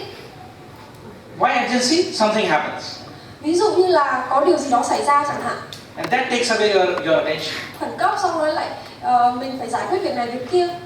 So I will talk a little later why we should not get worried too much about external triggers which are coming to us. Thì tôi sẽ giải thích ở phần sau lý do tại sao mà mình không nên quan tâm quá nhiều đến những cái nhân tố bên ngoài tác động đến mình. And just focus more and more on what is important to Bây us. giờ hãy tập trung vào là cái điều gì là quan trọng nhất đối với mình đã. And most importantly, it should be consistent. Quan trọng hơn ấy, nó phải có sự nhất quán. So what are 3 most important things for you in your plan for achieving your goal? Ví dụ như tôi hỏi anh là kế hoạch, 3 cái điều quan trọng nhất trong kế hoạch. 3 most important things 3 điều quan trọng nhất which are in your mind đang có trong đầu của anh chị to achieve your goal. để làm sao đạt được mục tiêu của mình. So when we ask this question, Khi mà tôi hỏi câu hỏi này, not only we will have to have the answer, không nhất thiết là mình phải có được câu trả lời. but next month when I come and ask you, Nhưng mà ví dụ như tháng sau tôi quay lại đây mà tôi hỏi anh lại nguyên cái câu hỏi đấy, please give the same answer. thì hãy trả lời y như anh trả lời lần này vậy. Your answers can't change. Câu trả lời của anh không thể thay đổi được. Urgent things can change. Những cái thứ khác thì có thể thay đổi, Important things don't change. nhưng mà điều quan trọng thì không thể thay đổi. So if it is important for me to build 1,000 customers, Vậy thì nếu mà mục tiêu của tôi là phải xây dựng được 1.000 khách hàng này, that is my importance number 1. đây là cái điều quan trọng đầu tiên của tôi. Every day I'm thinking I'm doing some work in that direction. Hàng ngày thì tôi phải làm mọi việc theo cái hướng đi đó. And that is how we do priority and focus. Đó chính là cách mà chúng ta ưu tiên và sắp xếp mọi việc. Many times disturbances happen. Rất là nhiều người, nhiều điều xảy ra. When you go to the office, Khi mà mình đi làm, what is the first thing you do? hỏi là điều đầu tiên là mình làm khi mà mình đến văn phòng là gì? As soon as you enter office, maybe in 5-10 minutes, after 10 minutes, what do you do? Thì ngay sau khi mà đến văn phòng, sau khoảng 5-10 phút khởi động đi, sau đấy thì mình làm gì? Many people tell me they go into the mail. Nhiều người nói rằng là họ check mail. I always tell people, Tôi luôn luôn nói với nhân viên don't go into the mail. đừng check mail, Not first thing in the morning. đừng nhìn ngay, đừng check mail ngay vào buổi sáng. And even if you have to go to the mail, don't go to the inbox. Kể cả là nếu mà anh chị phải check mail chẳng hạn, thì anh chị đừng check cái phần hộp thư đến. Go to the compose mail. Hãy mở cái phần soạn thư ấy. You write mail. Mình phải viết email. Which was in your mind when you were driving down? Để xem là mình cần viết email cho ai, cho những người nào. Because what was in your mind are important. Bởi vì là cái điều ở trong tâm trí mình ấy nó quan trọng hơn. But when you are reacting to the inbox, you are handling urgency. Nhưng mà khi mà mình bắt đầu mình mở hộp thư đến rồi là phải trả lời thư này, trả lời thư kia ấy, là bắt đầu bị ảnh hưởng bởi sự khẩn cấp. Urgency is important to somebody else, not you. Cái sự khẩn cấp này ấy, nó là quan trọng với những người khác thôi, không phải với mình. So prioritization and focus is a habit. Vậy thì ưu tiên và tập trung nó thực ra là một thói quen. So this is important third part. The other part on focus is there's a difference between a bulb and a laser light. Vậy thì có sự khác nhau giữa một cái đèn và một cái tia laser. So I ask this question sometimes jokingly. Tôi thường hỏi đùa rằng là Are you a laser or a bulb? các anh chị là cái đèn kia, bóng đèn kia hay là một cái tia laser? Anyway, just to give you the answer, the bulb illuminates many things. If I switch on one bulb, whole hall will be illuminated. Tức là cái bóng đèn kia nó tỏa sáng ra rất là nhiều chỗ. Nếu mà mình tắt một bóng đèn này thì những cái chỗ kia có thể bị ảnh hưởng. So bulb works like innovation. Thế thì cái bóng đèn này tôi đại diện cho sự đổi mới. It is spreading everywhere. Nó lan rộng ra mọi nơi. Focus is something which is focused on only one point like this. Nhưng mà sự tập trung ấy thì là mình chỉ tập trung vào một điểm thôi, như cái tia laser kia. It makes everything else look dark and only one small thing is illuminated. Tức là những cái phần khác thì có thể bị tối nhưng mà chỉ có mỗi cái điểm đó là sáng thôi. That is called focus. Nó gọi là tập trung. So every time thinking that important thing, sleeping with it, doing that. Mỗi khi mà mình nghĩ về cái điều gì quan trọng với mình ấy, mình nghĩ và mình làm và mình ăn ngủ với nó. And therefore we say that there are three rules that we must follow. Vậy thì có ba cái nguyên tắc mà mình cần phải theo. First is called discipline. Đầu tiên tôi gọi là kỷ luật. So this is discipline. Đây là kỷ luật. These are the habits. Kỷ luật thì thực ra nó là thói quen thôi. What are these consistent thoughts and consistent focus and consistent priority that we're doing? Cái suy nghĩ nhất quán nào, cái sự tập trung nhất quán nào mà bạn đang làm. And second important thing is, of course, to help us focus and prioritize is what is called dissect. Và cái yếu tố thứ hai giúp chúng ta tập trung vào ưu tiên, tôi gọi là dissect, tức là thể lực. This is our fitness, Chính là thể lực của chúng ta. our diet, our sleep, our exercise. Cái chế độ ăn uống của mình, chế độ ngủ nghỉ của mình và việc tập luyện hàng ngày của mình. Sanji leadership is not what you say. Sanji leadership ấy không phải là những điều mà mình nói không thôi đâu. Sanji leadership is also not just about what you're thinking. Sanji leadership cũng không phải là chỉ là những cái điều mà mình nghĩ. Sanji leadership is also building your capability. Mà lãnh đạo Sanji chính là xây dựng năng lực của mình. And you build capability with these kind of very strong discipline and habits. Và mình xây dựng năng lực lãnh đạo của mình với những cái nguyên tắc kỷ luật như thế này. And the third important element here is how do we calendarize. Và yếu tố thứ ba là làm thế nào mình lên lịch trình, mình lập lịch biểu. What's the most important thing you're planning to do tomorrow? Cái điều quan trọng ý nghĩa nào với bạn vào ngày mai? What is the most important thing you're planning tomorrow? Điều quan trọng nhất nào với bạn mà bạn sẽ làm ngày mai? And what is the most important thing you're doing next week? Tuần tới thì điều gì quan trọng mà bạn sẽ làm? What is your most important thing that you're planning to do in February this year? Vào tháng 2 năm nay thì gia đình của bạn sẽ làm cái điều gì quan trọng? What are the set of initiatives you're doing in this quarter? Quý này thì bạn sẽ làm điều gì? And what are you planning for next quarter? Và quý sau mình làm điều gì? This is called calendarizing. Đó chính là việc lập kế hoạch, lập lịch biểu. And if we don't do this, Nếu mà mình không làm cái điều này our finishing line will keep on moving forward. thì cái mục tiêu của mình ấy nó cứ ở chỗ này lại ở chỗ kia, ở chỗ này ở chỗ kia. So these are the disciplines that we need to bring into our Sanji leadership. Và đây chính là những cái nguyên tắc kỷ luật mà mình cần phải có.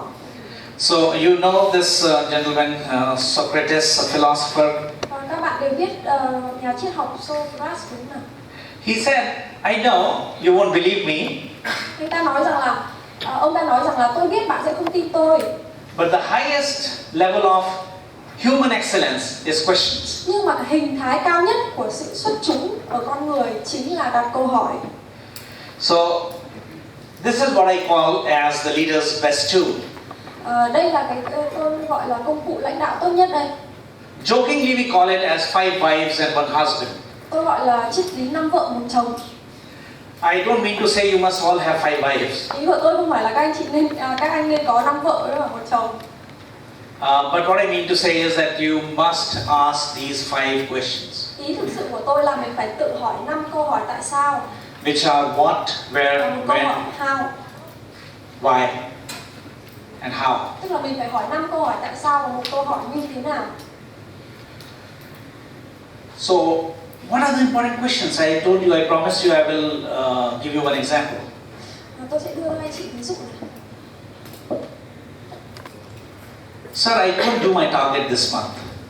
Mình có nên thực hiện mục tiêu của mình tháng này không? A salesperson asked me, Một người bán hàng hỏi. told me at the end of the month. Cuối tháng này thì người bán hàng ấy nói với tôi rằng là It was 31st of the month. 31st. 31 tháng, 31 ngày 31 cuối tháng. 31st morning. sáng 31 and he was only doing 50% of his target. thì anh ta mới chỉ đạt được 15% mục tiêu, 50% mục tiêu thôi. My question to him. Cái câu hỏi tôi dành cho anh ta này. So my question to him is, Câu hỏi: when did you come to know about your missing the target? khi nào thì anh nhận ra rằng là anh không đạt được mục tiêu? So now what's the answer? When did you come to know about when you are going to miss the target? Câu hỏi là anh từ cái lúc nào mà anh nhận ra rằng là anh không thực hiện được mục tiêu? Whether he came to know today, Hôm nay à? Hôm nay anh mới nhận ra à? whether he had an idea a week ago, Hay là tuần trước anh đã nhận ra rồi? or whether he knew it at the beginning of the month. Hay là đầu tháng anh ta đã nhận ra rồi? Now, sometimes people don't give the right answer. Đôi khi thì mọi người thường không đưa ra những câu trả lời đúng. As leaders, Là lãnh đạo, we know the answer is not right. mình biết rằng là câu trả lời là không đúng. But the power is in the question. Nhưng mà cái sức mạnh ấy nó nằm ở trong câu hỏi. Never mind what he answered. Không thành vấn đề là anh ta trả lời cái gì. He goes back with this understanding that he must know whether he will do or not earlier rather than on the last day. Tức là khi mà mình hỏi câu hỏi như vậy thì anh ta sẽ nhận ra rằng là anh ta nên làm, anh ta nên thực hiện mục tiêu ở thời điểm nào. Second question. Câu hỏi thứ hai: Never mind if you are missing the target this month. ok, không thành vấn đề là anh ta không đạt được mục tiêu tháng này. What is the learning? Anh ta học được bài học gì? What did you learn? Anh học được gì? Maybe my forecast was wrong. Có thể là cái dự đoán về doanh thu của mình bị sai. I didn't even prepare how I am going to achieve. Tôi không có chuẩn bị kế hoạch là làm thế nào để đạt được mục tiêu. Maybe I left everything on the last day. Có thể là giai đoạn cuối cùng lại bị mất cơ hội. My third question. Câu hỏi thứ ba: What change are you going to do next month tháng tới anh sẽ thay đổi điều gì that you don't have to come to me on 31st để ngày 31 anh không phải đến báo cáo với tôi là anh không đạt được doanh thu and tell me và nói với tôi that you can't achieve the target? đến ngày 31 không cần phải đến và nói với tôi là không đạt được mục tiêu nữa. It doesn't look good, isn't it? Không hay đúng không? Hỏi như thế thì nghe không hay đúng không nào? When you come to me and tell me Khi mà anh đến với tôi và nói tôi ấy, that you're missing the target, không đạt được mục tiêu, it doesn't look good, right? không hay lắm đúng không? You must be feeling very bad and sad. Mình cảm thấy rất là buồn khi mà phải đến báo cáo rằng không thực hiện được doanh thu như vậy. What do you do next month Tháng tới mình làm gì? that doesn't give you any reason to feel sad? Ờ, That doesn't give you any reason to feel sad. Thế thì những cái điều đó không đưa cho mình những cái lý do nào mà mình cảm thấy buồn. And my last question to him, Câu hỏi cuối cùng: is there anything that you want me to help you? có điều gì mà anh cần tôi giúp đỡ anh không? These 4 or 5 questions 4-5 câu hỏi này is my review. là cái sự rà soát của tôi. Leaders ask questions. Lãnh đạo là phải đặt câu hỏi, They don't give answers. không phải là cứ vậy đưa ra câu trả lời. Answers are found by others. Câu trả lời là người khác sẽ tự trả lời. So one of the Sanji leadership Vậy thì một trong những cái yếu tố của lãnh đạo Sanji is asking good questions. là hỏi những câu trả lời, hỏi những câu hỏi hay. Sometimes, this is a very Japanese way because I worked for 17 years in a Japanese company. Vì là tôi làm việc ở công ty Nhật khoảng 17 năm rồi nên cái hình vẽ It's called a concept of 5 why. cái này nó về ý niệm, nó về 5 câu hỏi tại sao. Why did you not achieve the target? Tại sao anh không đạt được mục tiêu? Because the customers didn't give the order on time. Why customers didn't give order on time? Bởi vì khách hàng không order đúng giờ. Nhưng tại sao khách hàng lại không order đúng giờ? Well, the customer didn't have funds. Why the customers didn't have funds? Bởi vì khách hàng cảm thấy không vui vẻ. Tại sao khách hàng không vui vẻ? Because they had not done the budgeting. Bởi vì họ lên ngân sách không hiệu quả. Why they had not done the budgeting? Thế tại sao họ lên ngân sách không hiệu quả? So when you ask these questions, you begin to come to the root cause. Đấy, khi mà mình hỏi được 5 cái câu hỏi tại sao này thì mình bắt đầu tìm ra được nguyên nhân gốc rễ. So car won't start. Ví dụ như là cái xe hơi của mình nó không hoạt động chẳng hạn. Car is not working, it's not starting. Xe tự nhiên không chạy được. Why? Tại sao? It has a dead battery. Ắc quy bị chết à? Why dead battery? Tại sao ắc quy bị chết? Because the battery didn't charge. Bởi vì là không sạc ắc quy. Nothing wrong with the battery, but battery didn't charge. Không sạc ắc quy. Why battery didn't charge? Tại sao lại không sạc ắc quy? Because the belt was slipping. Bởi vì cái dây beo ở trong Why belt was slipping? Because it was a worn out belt. bởi vì tại sao cái động cơ Tại sao cái ắc quy lại không được sạc là bởi vì cái dây đai nó bị đứt. Tại sao dây đai nó bị đứt là bởi vì cái dây đai này nó đã quá hạn sử dụng. So if it was a worn-out belt, why did we not change the belt? Tại sao mình lại không thay đổi cái dây? We didn't. The mechanic didn't know how to change. Mình không thay thế cái dây, cái kỹ sư máy họ không biết thay thế cái dây. This is what Toyota found out in their factory. Đây là cái vấn đề mà Toyota tìm thấy trong nhà máy của họ đấy. So they've found that this is the problem. Vậy thì họ nhận ra rằng là cái vấn đề xe hơi không hoạt động được. But solution is this. Nhưng mà giải pháp ở trên kia cơ. So by asking 5 why, Vậy thì bằng cách hỏi 5 câu hỏi tại you sao actually find out what the main cause is. thì mình sẽ tìm ra được thực sự cái nguyên nhân gốc rễ nó là cái gì. These are important. This is a very important tool for leaders. Cái này là một công cụ rất là hiệu quả đối với những người lãnh đạo. So when we are thinking of execution excellence, Khi mà mình nghĩ về năng lực thực thi ấy, we must keep this in mind that these 4 important gears in our Sanji leadership are vital for taking us forward. mình phải nhớ đến 4 cái yếu tố quan trọng trong việc xây dựng năng lực thực thi. Good. So we are going to just call these 4 names that I just explained to you, Mình sẽ đặt một cái tên cho những cái điều mà tôi vừa chia sẻ với bạn. and then we break for coffee. Mình sẽ review lại một lần và sau đó thì mình sẽ giải lao uống cà phê. So for Sanji leadership, what is the first important? Vậy thì đối trong Here. phần Sanji Leadership thì cái bánh răng quan trọng đầu tiên là gì ạ? This side. Phần bên này, nhóm bên What is the first important thing we talked about in Sanji leadership? Trong phần lãnh đạo Sanji thì cái yếu tố quan trọng nhất mà mình đã thảo luận là gì? Mindset. Mindset, chính xác. Most important part is the mindset, leader's mindset. Sanji leadership means self-leadership. Tư duy quan trọng nhất, phần quan trọng nhất đó chính là tư duy. Lãnh đạo Sanji có nghĩa là tự lãnh đạo bản thân mình. Positive, progressive, and perfection. What is the second thing that we talked about? Điều thứ hai là gì nào? Điều thứ hai, Which one? self-conversation. Self-conversation. Talk to yourself. Tự thoại, tự nói chuyện với bản thân mình. And ask yourself those important, vital topics that will keep reminding you for your result. Và tự hỏi bản thân mình những cái câu hỏi về mục tiêu của mình. What is the third most important thing we talked about? Yếu tố thứ ba quan trọng thì mình mới thảo luận là gì? What is the third thing? Yếu tố thứ ba là gì ạ?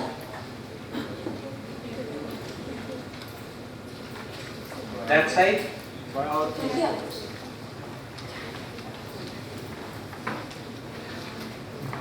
One, we talked about a mindset. Đầu tiên là mình nói về tư duy này. Second, we talked about self-conversation. Thứ hai là mình nói về tự thoại này. Then what is the third thing we talked about? Và điểm thứ ba là gì nào? Prioritization and focus. Sự ưu tiên và sự tập trung. Prioritization and focus. Sự ưu tiên và sự tập trung. Laser focus, not the light bulb. Tập trung là tia laser chứ không phải là cái bóng đèn. And the fourth thing we talked about is Và điểm cuối cùng mình nói là gì ạ? leader's biggest tool Công cụ tốt nhất dành cho lãnh đạo called Q2. gọi là công cụ Q. Q2. But today, but now, our body's most important drink is coffee. Bây giờ là cái quan trọng nhất là phải uống cà phê đã. So let's break for coffee. Come back, then we talk of 2 wheels. Chúng ta giải lao một chút uống cà phê và sau đó chúng ta sẽ nói về 2 cái bánh xe còn lại.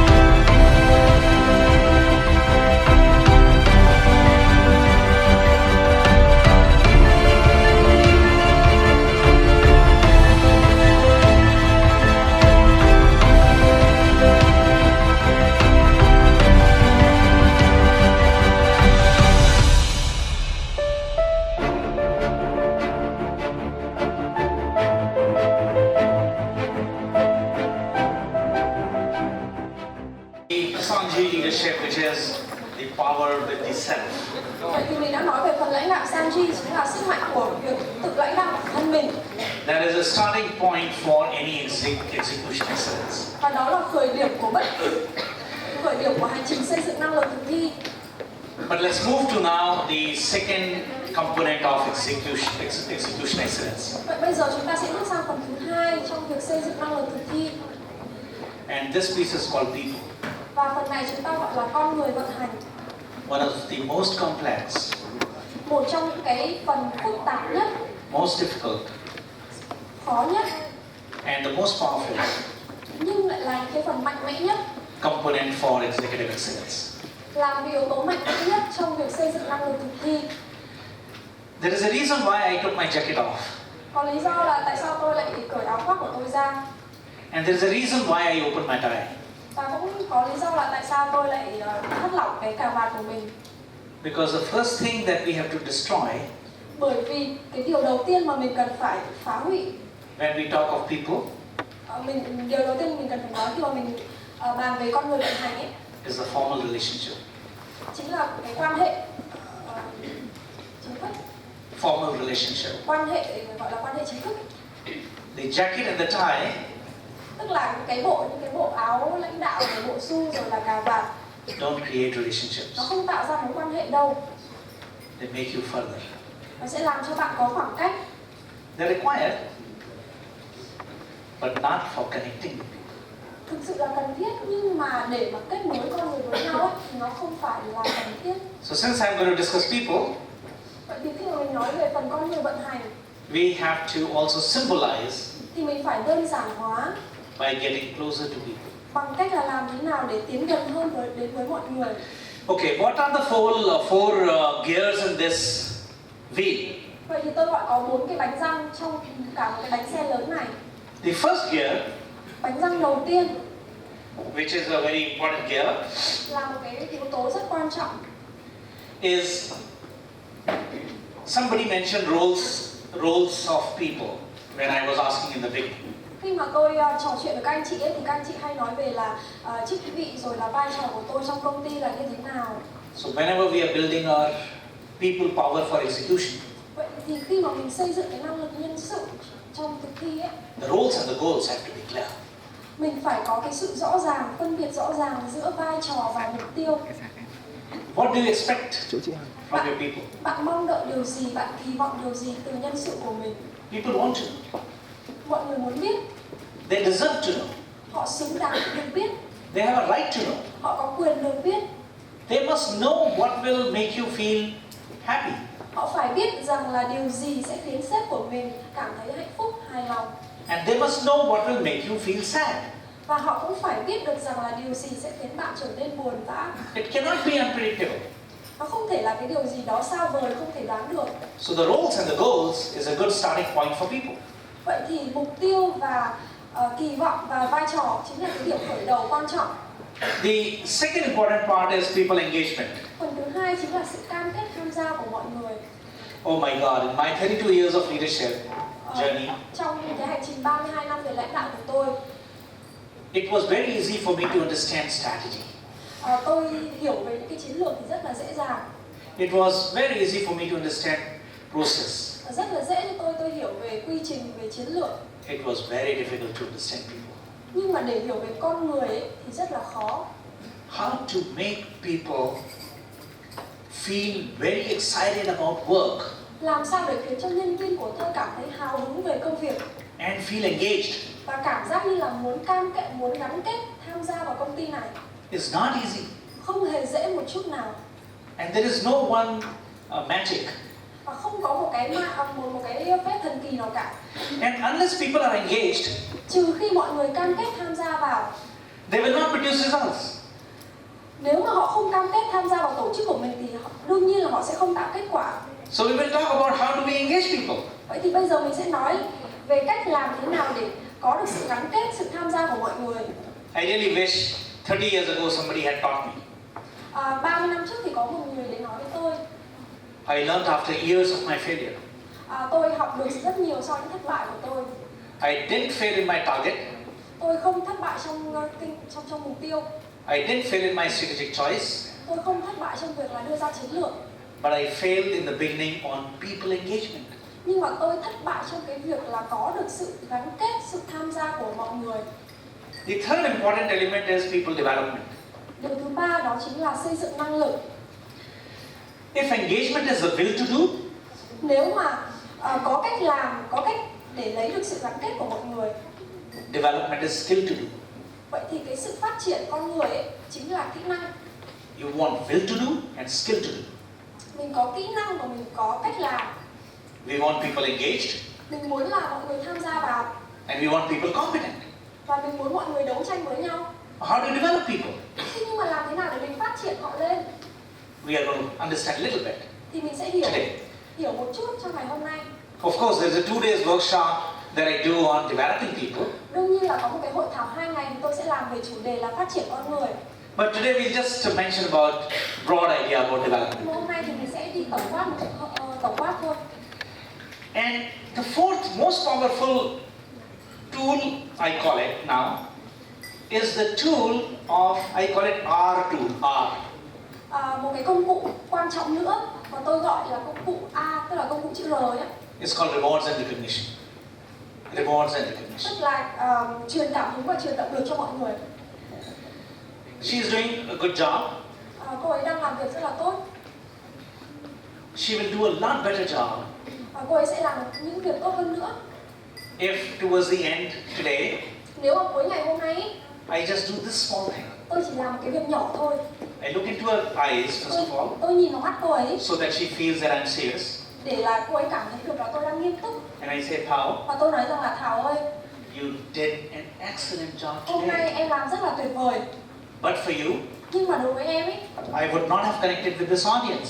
nếu mà không có em ấy thì tôi không thể nào mà truyền tải được cái kiến thức cho mọi người ở đây.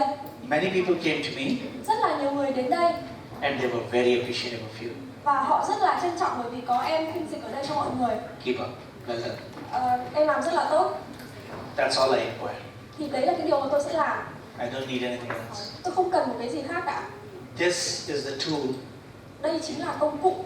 that is in leader's pocket. Công cụ cần phải một công cụ bỏ túi cho lãnh đạo. We don't use it. Nhưng mà mình không sử dụng. How many people did you appreciate today? Bao nhiêu người đến đây và trân trọng? How many people did you go and say thank you? Bao nhiêu người đến đây và nói rằng là cảm ơn?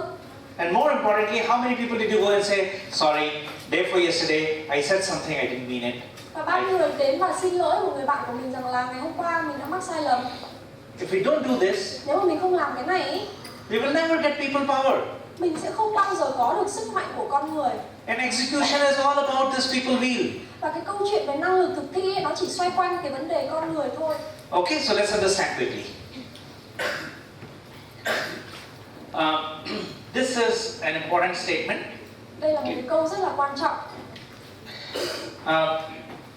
Essentially,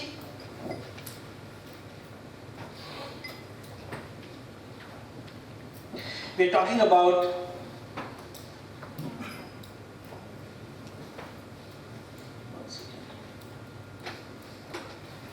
we'll start with the clarity of expectation. Sorry. Clarity of expectation. Yes, that's one. This is the clarity. Yes. This is the clarity of expectation. So we were talking about roles and goals. Mình vừa mới nói về những vai trò và những mục tiêu. What people want to know Cái điều mà mọi người thường muốn biết ấy, is the purpose of it. tức là mục đích của cái vai trò mà bạn đang nắm giữ là gì. You have to handle customer complaint. Anh phải xử lý những cái lời phàn nàn từ khách hàng này. Please sit here, and this is the phone. Anh lại đây, đây là điện thoại đây. You have to take calls, Anh phải nhận những cuộc gọi này, cuộc gọi. write down complaint, Xong rồi viết những cái lời xem là khách hàng phàn nàn cái gì. and pass on that complaint to service department. Xong rồi chuyển những cái phàn nàn đó sang bộ phận chăm sóc khách hàng. I've explained the job. Đây là tôi đang giải thích công việc thôi. Very clear.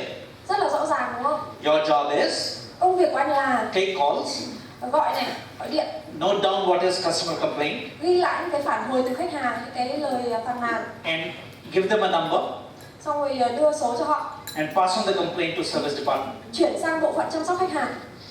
How exciting is this role? Nghe cái này nó có hào hứng lắm không? Cái công việc này có hào hứng lắm không? Boring? Nghe nhàm chán nhỉ? Very boring job. Rất là làm công việc rất là nhàm chán. In one day he'll be exhausted. Trong một ngày sau nó bắt đầu chán. 5 customers will call and he'll say, what is this? 5 khách hàng Okay. suốt ngày phàn nàn vấn đề của tôi vấn đề như này. He wants to know Anh ấy muốn biết purpose of this role. cái mục đích của vai trò này là gì. He doesn't want to know what he has to do. Anh ấy không muốn biết là anh ta phải làm cái gì đâu. He wants to know why he has to do. Anh ta muốn biết là tại sao tôi phải làm cái này. The why behind what Cái lý do, cái động lực thúc đẩy đằng sau is what makes people excited. chính là cái việc mà khiến cho mọi người trở nên hào hứng với công việc. So now the same role I'll explain. Vậy thì cùng cái vai trò như tôi vừa giải thích nhé. Our company has 10,000 customers. Công ty của mình có 1.000 khách hàng. And in totality, these 10,000 customers give us $10 billion. Và đạt được doanh thu là khoảng 10.000 đô la Mỹ rồi. Your skill Cái kỹ năng của anh, of conversation and communication cái kỹ năng giao tiếp của anh ấy is quite strong. rất là tốt. You can persuade people Anh có thể thuyết phục người ta and you can show warmth, affection, warmth. và anh có thể thể hiện cái sự thân thiện của anh đối với khách hàng. There is a very important role. Đây là một cái vai trò rất là quan trọng. This role is how do we handle customer engagement? Vai trò của anh chính là làm thế nào mà chúng ta để khiến khách hàng tham gia vào công ty của mình. We don't want any customer who is not happy. Mình sẽ không gọi những khách hàng mà không vui vẻ. And there are many things to make customer happy, Có rất là nhiều cách để khiến khách hàng vui vẻ. but the happiness Nhưng mà cái sự hạnh phúc, sự vui vẻ starts with a call. bắt đầu ở cái lõi, And if the call is not handled well, bắt đầu ở cái cuộc gọi đầu tiên ấy. Nếu mà cuộc gọi đầu tiên mà anh không gọi tốt ấy, customer journey of happiness is gone. thì cái hành trình, cái niềm vui thích của khách hàng ấy sẽ biến mất. I want you to handle this important role. Tôi muốn anh là phải thực hiện cái cuộc gọi này và làm cho khách hàng vui vẻ. Every time a customer will come in touch with you, Mỗi ngày khi mà khách hàng liên lạc với anh ấy, customer wants to be feel assured. khách hàng muốn cảm thấy được vui vẻ, được hài lòng. Please think about how we can make customer feel more wanted and more assured. Anh hãy nghĩ xem mà làm sao để khiến khách hàng của công ty chúng ta hài lòng hơn. This is the role, and in order to satisfy the customer, Và để có thể làm được hài lòng khách hàng then we have another department called service department. thì mình có một cái bộ phận chăm sóc khách hàng rồi. So then your communication will go there, Vậy thì anh sẽ giao tiếp với họ and together và cùng nhau you will work to coordinate to create customer happiness. cùng nhau hai bộ phận sẽ hợp tác và làm thế nào để khiến khách hàng hài lòng nhất. 10% improvement in happiness Chỉ cần khách hàng hài lòng hơn 10% thôi will give me $2.5 million thì sẽ cho mình 2.500 đô la doanh thu tăng trưởng. because I'll grow 25% next year. Đấy, năm sau là sẽ tăng trưởng 25% luôn. Does this role look better now? Đấy, bây giờ cái vai trò của anh ta nghe có vẻ quan trọng hơn không? Có hào hứng hơn không? At least he understands why Đấy, it's required. ít nhất là anh ta hiểu được tại sao anh ta cần phải gọi cho khách hàng như vậy. So roles and goals Vậy thì vai trò và mục tiêu are very clear. rất là rõ ràng. And then he should be able to see how customers are feeling happy, not happy. Vậy thì anh ấy sau khi mà gọi cho khách hàng rồi thì anh ấy cần phải biết được rằng là khi nào thì khách hàng vui, khi nào thì khách hàng không hài lòng. Not only he's handling the telephone call, Không chỉ việc mỗi cầm điện thoại lên và gọi không, he is also a part of a group anh ấy cũng là một phần trong một cái nhóm which I create called a happiness group, gọi là một cái nhóm hạnh phúc. which comprises of engineer, salespeople, Nhóm gồm những người bán hàng rồi là những người chăm sóc khách hàng and call center, và cả tổng đài nữa and him. và anh ấy, And then they think of ideas to implement. và cùng nhau nghĩ ra những cái ý tưởng để làm sao cải thiện sự hài lòng của khách hàng. He is not taking calls. Anh ấy không phải chỉ mỗi đến đây và gọi không. He is helping company grow 25%. Đấy, anh ấy thực ra là anh ấy đang giúp công ty tăng trưởng lên 25% cơ mà. The importance of the role. Đấy, sự quan trọng của cái vai trò. So in short, this is important element of expectation. The second important part Phần quan trọng thứ hai is engagement. là sự cam kết tham gia. I have asked many leaders, Tôi đã hỏi rất là nhiều lãnh đạo doanh nghiệp and many people have asked me, và rất nhiều người cũng hỏi lại tôi. what is the first step of engaging people? Thế thì muốn có được sự cam kết tham gia của mọi người thì bước đầu tiên cần làm là gì?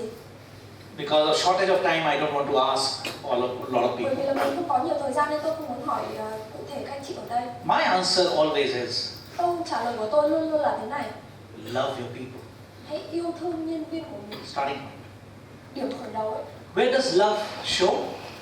cái tình yêu thương của anh chị thể hiện cho nhân viên thể hiện ở đâu? My love for people doesn't show on what I say. Tức là cái tình yêu thương đấy ấy, nó không phải thể hiện ở điều mà chúng ta nói. My love for people shows how I feel. Cái tình yêu thương ở đây thể hiện ở cách mà chúng ta cảm nhận. This is called empathy. Nó gọi là sự đồng cảm. If you don't have empathy for people, Nếu mà mình không có sự đồng cảm cho nhân viên, cho con người của mình, your people will be weak. thì nhân viên của mình sẽ rời đi sớm thôi. It becomes smaller and smaller and smaller. Và họ sẽ trở nên rất là yếu ớt. So you can keep pedaling, but your cycle won't move. Thế thì mình cứ đạp hoài ấy, nhưng mà cái xe của mình nó không di chuyển. So this is an important, love your people. Vậy thì phải yêu thương nhân viên của mình. Not all of us have the same trait. Không phải tất cả chúng ta đều có chung một cái suy nghĩ. I understand. Being a leader myself, I Tôi understand hiểu, tôi là một lãnh đạo thì tôi cũng hiểu. our personalities are very different. Tính cách của chúng ta đều khác nhau. But if you are not very people-loving person, Nhưng mà nếu mình là một cái người mà không có tình yêu thương của những người khác ấy, find another person who is a people-loving person. Find another person who is a people-loving person. mình lại hay cãi cọ với người ta ấy, And make that person as your next important person to help engage with people. làm thế nào để mình yêu thương nhân viên của mình và mình khiến cho họ có cái mong muốn cam kết tham gia vào công ty của mình. So this is an important part. The other important part is about how do we reach out to people. Vậy thì một cái ý quan trọng nữa là làm thế nào để chúng ta có thể hỗ trợ, tìm hiểu và giải quyết vấn đề cho nhân viên của mình. During my early journey of leadership, Trong quá trình làm việc ngày trước của tôi I was a position leader. thì I had a position. các vị trí của tôi là đều là lãnh đạo hết. I will sit in my office. Tôi đang ngồi trong văn phòng. If there is any problem, you will come to me. Nếu mà có vấn đề gì ấy, thì các anh chị nhân viên có thể đến gặp tôi. So if you are not coming to me, there is no problem. Thế nếu mà các anh nhân viên không đến gặp tôi thì có nghĩa là không có vấn đề gì à? Then you don't need me. Rằng là các anh chị không cần tôi à? Wrong. Sai. I learned you have to reach out to people. Tức là tôi học được cách là mình phải People don't come to you. tìm hiểu và mình phải tiếp cận người ta, chứ người ta không phải là người ta đến tự động đến với mình đâu. People will never come to you. Những nhân viên của các anh chị ấy sẽ không bao giờ tự động đến với các anh chị đâu. Even if they are in a big problem, they will not come to you. Kể cả là họ có vấn đề thì họ cũng không tự động đến mà họ giải quyết, họ trình bày vấn đề ra đâu. You go to people. Mình phải là cái người chủ động làm điều đó. Sometimes to motivate them. Sometimes to motivate them. Một trong những lý do là chúng ta phải truyền động lực cho họ, Sometimes to coach them. huấn luyện cho họ, Sometimes to empathize with them. đồng cảm và đồng hành với họ. You said last week you were saying your mother was not well. Tuần trước thì bạn nhân viên bạn có nói là mẹ của bạn ấy không được khỏe lắm. How is she now? Thì bây giờ lãnh đạo thì tôi đến tôi hỏi là mẹ của bạn thế nào rồi? Do you need any help? Do you have to look after her? Có cần phải giúp đỡ gì không, hay là có cần phải đi chăm sóc? Sometimes just this much is good enough. Đấy, nhiều khi những cái thứ nho nhỏ như thế thôi nó cũng đủ. Because she wants to know how much I care for her. Bởi vì là bạn nhân viên đó, bạn ấy muốn biết xem là lãnh đạo của mình ấy quan tâm đến mình đến bao nhiêu. If I have that equation with her, Nếu mà tôi hỏi những câu hỏi đó với cô ấy, why will she fail me in my execution? tại sao cô ấy lại muốn rời bỏ tôi hay là không muốn tham gia cùng với tôi nào? She will go out of the way to help me achieve. Cô ấy sẽ làm tất cả mọi thứ để giúp tôi đạt được mục tiêu. She will do more than her role and goal. Cô ấy sẽ làm nhiều hơn những cái mà cô ấy phải làm. She will never question me, why you are asking me to do this is not my Cô ấy job. sẽ không bao giờ hỏi là tại sao sếp lại giao cho em việc này, sếp lại giao cho em việc kia. Her job is my job. Công việc của cô ấy bây giờ là công việc của tôi. And to make me successful is her job. Và để làm cho công ty của mình thành công chính là công việc của cô ấy. She just needs that compassion. cô ấy chỉ cần cái sự đồng cảm mà thôi. This is people engagement. Đấy chính là sự gắn kết của mọi Nothing người. else. Không còn cái gì khác cả. So this is a famous leader. I learned from him actually. Đây là một nhà lãnh đạo rất là nổi tiếng và tôi học được rất nhiều từ ông ấy. So he said, people don't care Ông ta nói rằng là người ta không quan tâm, how much you know người ta không quan tâm bạn biết được bao nhiêu until they know how much you care. cho đến khi họ biết được bạn quan tâm bao nhiêu. This is important. So you may be a great Rất leader, quan trọng. Có thể các anh chị là những nhà lãnh đạo rất là tốt, rất là giỏi, lot of knowledge. có rất là nhiều kiến thức. I don't care. Tôi không quan tâm. I only care how much you care. Tôi chỉ quan tâm xem là anh quan tâm đến tôi bao nhiêu. This is the important button Cái này là một that we have to switch on. cái này là một cái nút rất là quan trọng mà mình phải bật lên được. And you will see enormous change in your execution. Và mình sẽ nhận thấy được một cái sự thay đổi rất là rõ rệt trong năng lực thực thi. There are several levels of leadership. Có 5 cấp độ lãnh đạo ở đây. So for all of you, I would recommend that at least do first two levels if you have not yet finished the second level. Đối với tất cả các anh chị ở đây thì tôi đề nghị là các anh chị hãy học về 2 cấp độ đầu tiên trong 5 cấp độ lãnh đạo này. You are at a position of a leadership, that's level 1. Khi mà các anh chị nhận vai trò lãnh đạo, mình đang ở level 1, tức là ở cấp độ 1. But second level is, Cấp độ thứ hai là how do you become people's leader? làm thế nào các anh chị dẫn dắt được người khác để người khác chịu theo các anh chị. People should feel about making you successful. Họ phải cảm thấy rằng là họ muốn giúp đỡ bạn trở nên thành công. Okay, and then automatically you go to third level, which is result Và sau đó orientation. thì có 3 cái cấp độ khác nữa thì là cấp độ cao hơn. The other part is the part of people competencies or development. Một phần tiếp theo đó là liên quan đến câu chuyện xây dựng năng lực. The biggest asset for the company. Cái tài sản lớn nhất của một tổ chức.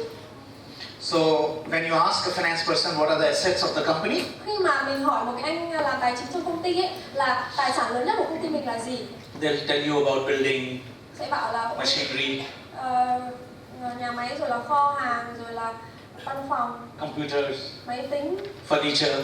nội thất. So all those things which are in the company are the assets. Tất cả những cái thứ đó ở trong công ty là tài sản của công ty. They'll tell you about inventory, Người bảo về tầng kho hàng các kiểu. etc. For me as a leader, Đối với tôi ấy, là một người lãnh đạo, I look at two assets. tôi sẽ nhìn vào 2 tài sản. I call them customer asset, Tôi gọi là tài sản về phía khách hàng. which I'll be talking on the weekend, Và cuối tuần này tôi sẽ nói sâu hơn về điều này. day after tomorrow. Ngày mai, sau ngày mai. And the second asset is the people assets. Và kỹ năng thứ hai là thuộc về kỹ năng con người. These two assets 2 cái kỹ năng này, 2 cái tài sản này make company successful khiến cho công ty của bạn thành công or a failure. hoặc là thất bại. So skills are the big assets of people. Vậy thì cái kỹ năng là một cái tài sản rất là lớn của mỗi người. How do we develop people? Làm thế nào để mình phát triển được nhân viên của mình? Coaching is important. Việc huấn luyện rất là quan trọng. Nobody can create learning through just training program. Không có ai mà học được chỉ bằng cách là đào tạo, mở ra những cái chương trình đào tạo như thế này đâu. Feedback is even more important. Phản hồi thậm chí còn quan trọng hơn. So when we coach people, we have to provide feedback. Thế thì khi mà mình huấn luyện con người ấy, thì mình phải cung cấp cho họ được những cái phản hồi. I always say 15 minutes is the most critical part for developing people. Tôi luôn nói rằng là cái phần phản hồi 15 phút mỗi ngày ấy là một cái phần quan trọng trong Most of the phát triển. companies, I work for Fortune 500 companies, Tôi làm việc với những cái công ty trong danh sách Fortune 500 and I can tell you even in Vietnam, và tôi có thể nói với anh chị rằng kể cả là ở Việt Nam ấy, you can go to Vincom. có thể đến Vincom. Vincom is a very good company, but still, Vincom là một công ty rất là tốt, nhưng mà or you go to Trunion Coffee Company or whichever company you go to, hay là công ty nào các anh chị đến như vậy, leaders have still not figured out how to handle people feedback. lãnh đạo vẫn đang chật vật trong cái việc là làm thế nào để đưa phản hồi cho mọi người. Companies still follow what is called annual appraisal. Mọi người vẫn theo cái kiểu là đánh giá có cái thang chế độ đánh giá đấy, đánh giá nhân viên ấy. So, end of the year, Cuối năm, tức cuối năm, before I'm giving the increment, cuối năm trước khi mà tăng lương, có quyết định tăng lương, I'm doing now xong bắt đầu annual appraisal, có cái đánh giá hàng năm đấy, đánh giá hàng năm, one-sided appraisal. đánh giá hàng năm. Oh, these were your targets. Năm nay mục tiêu là như This is nào? what you achieved. Cái này bạn đạt được cái này. I think it is an average performance. Tôi nghĩ là vẫn chưa tốt lắm. So maybe 8% increment okay. Có thể 8% tăng lương, 8% vậy. Do you think she's going to learn this way? Bạn có nghĩ là nếu mà học như vậy, nếu mà đưa ra phản hồi như thế thì cô ấy có thay đổi không? Today in the new generation companies, Ngày nay trong những cái công ty mà phát triển ấy, feedback is a real time. feedback ở đây tức là phản hồi ấy, là phải phản hồi ngay lập tức. So while I motivate her today, Trong khi mà truyền động lực cho cô ấy ngày hôm nay rồi, tomorrow ngày mai I will tell her how she can be even better tôi sẽ nói cho cô ấy cách là làm sao để cô ấy làm việc tốt hơn nữa and get her that feedback. và đưa phản hồi của tôi cho cô ấy. That will improve her. Cái điều đó mới khiến cô ấy phát triển tốt hơn. So leader's third biggest tool Vậy thì có 3 cái công cụ quan trọng nhất đối với người lãnh đạo. is the F tool. Công cụ thứ 3 đấy ạ, là gọi là công cụ chữ F, It's called feedback tool. là công cụ feedback, tức là công cụ đưa phản hồi. If you love your people, Thứ nhất là yêu thương mọi người này, yêu thương nhân viên này, and if you believe that people are your assets, và tin tưởng rằng là con người chính là cái tài sản lớn nhất của mình. and the best gift you can give to your people is feedback. Và cái món quà tuyệt vời nhất mà mình có thể trao cho nhân viên chính là phản hồi cho họ. I was talking about developing people. Tôi vừa mới nói về phần phát triển con người. People forget. Nhưng mà mọi người cứ quên, mọi người lại quên mất. In 30 days, there is something called forgetting curve. Trong đây cái này gọi là đường cong quên, định luật quên. In 30 days, Trong 30 ngày, your retention is only 21%. sự tập trung thì chỉ còn khoảng 21% thôi.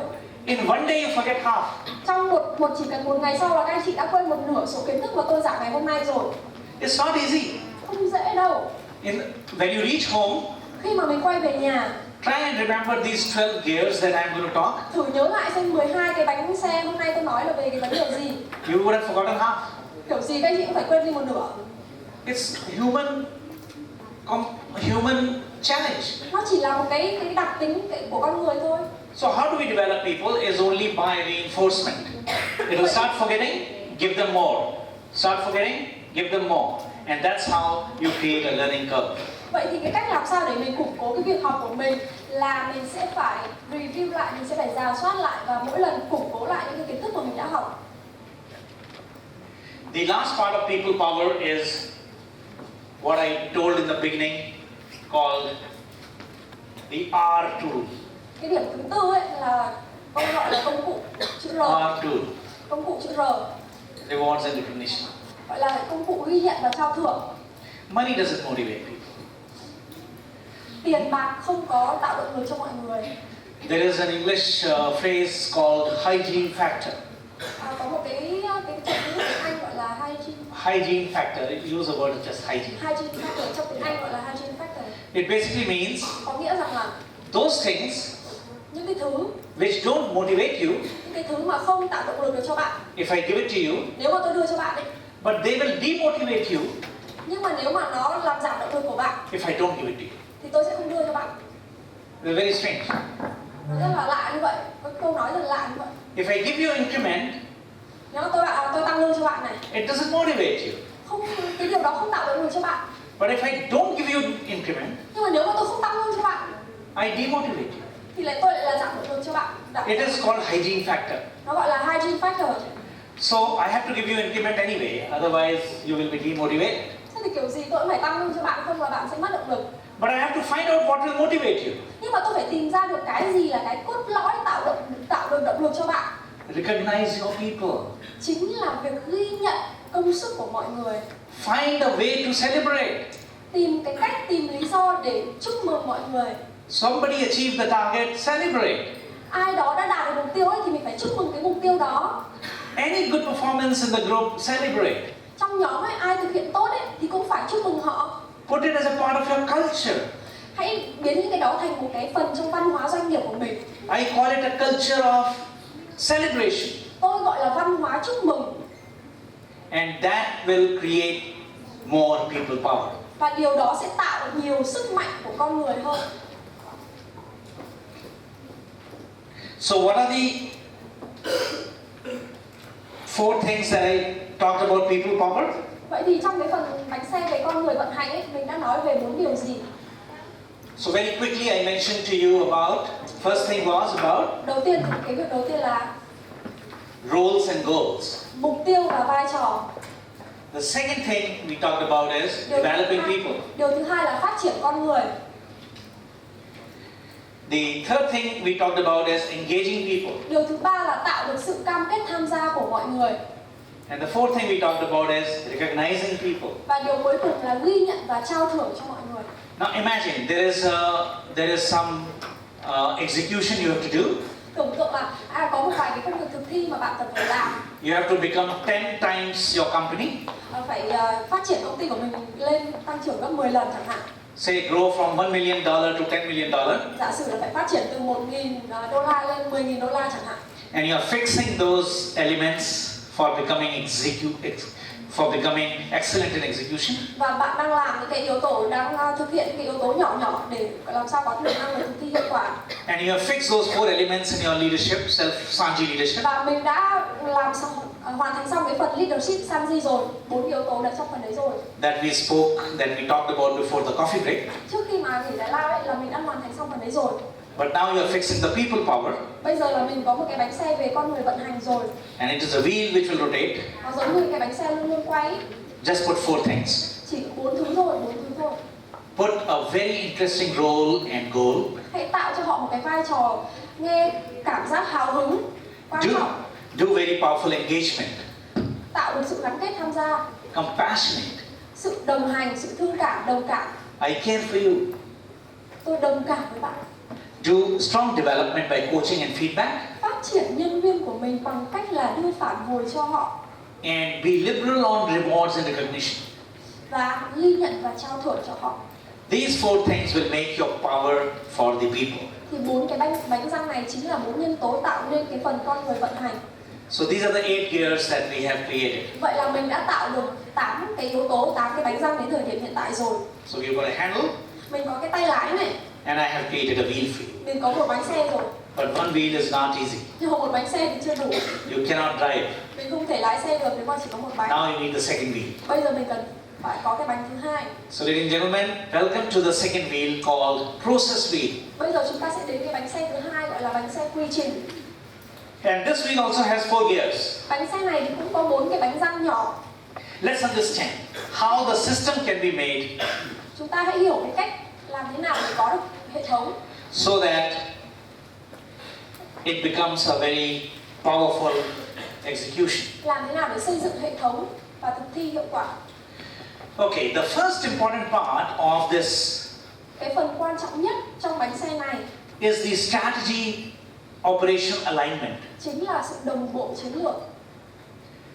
If we don't do this, Nếu mà mình không làm điều này, then our efforts will not deliver result. vậy thì những cái nỗ lực của mình sẽ hoàn toàn bị lãng phí và không tạo được kết quả nào cả. Just imagine, Tưởng tượng nhé, she is the strategy, cô ấy là chiến lược này, I am the execution, tôi là phần thực thi, năng lực thực thi, operation. vận hành. I have got my right hand, she has got her left hand, Tôi có tay phải của tôi có tay trái của cô ấy. and we are talking to you. Bây giờ là tôi đang nói chuyện với các anh chị. How do we coordinate now? Làm sao bây giờ? Her left hand and my right hand. Nó tăng như nào được? Một bên thì tay trái, một bên thì tay phải. It's not going to work. Nó tăng như nào được? Nó đâu có khớp đâu. And that's what most companies do. Thì đây lại chính là những cái vấn đề mà các công ty bây giờ đang làm. These set of people are creating strategy, Bây giờ bên sale lại có chiến lược của bên sale. and some other set of people are doing the execution. Bên bán hàng thì có chiến lược của bên bán hàng, bên marketing lại có chiến lược của marketing. So the first most important thing I suggest, Vậy thì điều quan trọng nhất tôi gợi ý ở đây là align. cái sự đồng bộ. Same example, $1 million to $10 million. Cùng một cái ví dụ lúc nãy, từ $1 triệu lên $15 triệu. That's my goal. Đấy là mục tiêu của tôi, được chưa? But to do this, Nhưng mà để đạt được cái mục tiêu đó what do I have to do? thì tôi phải làm gì?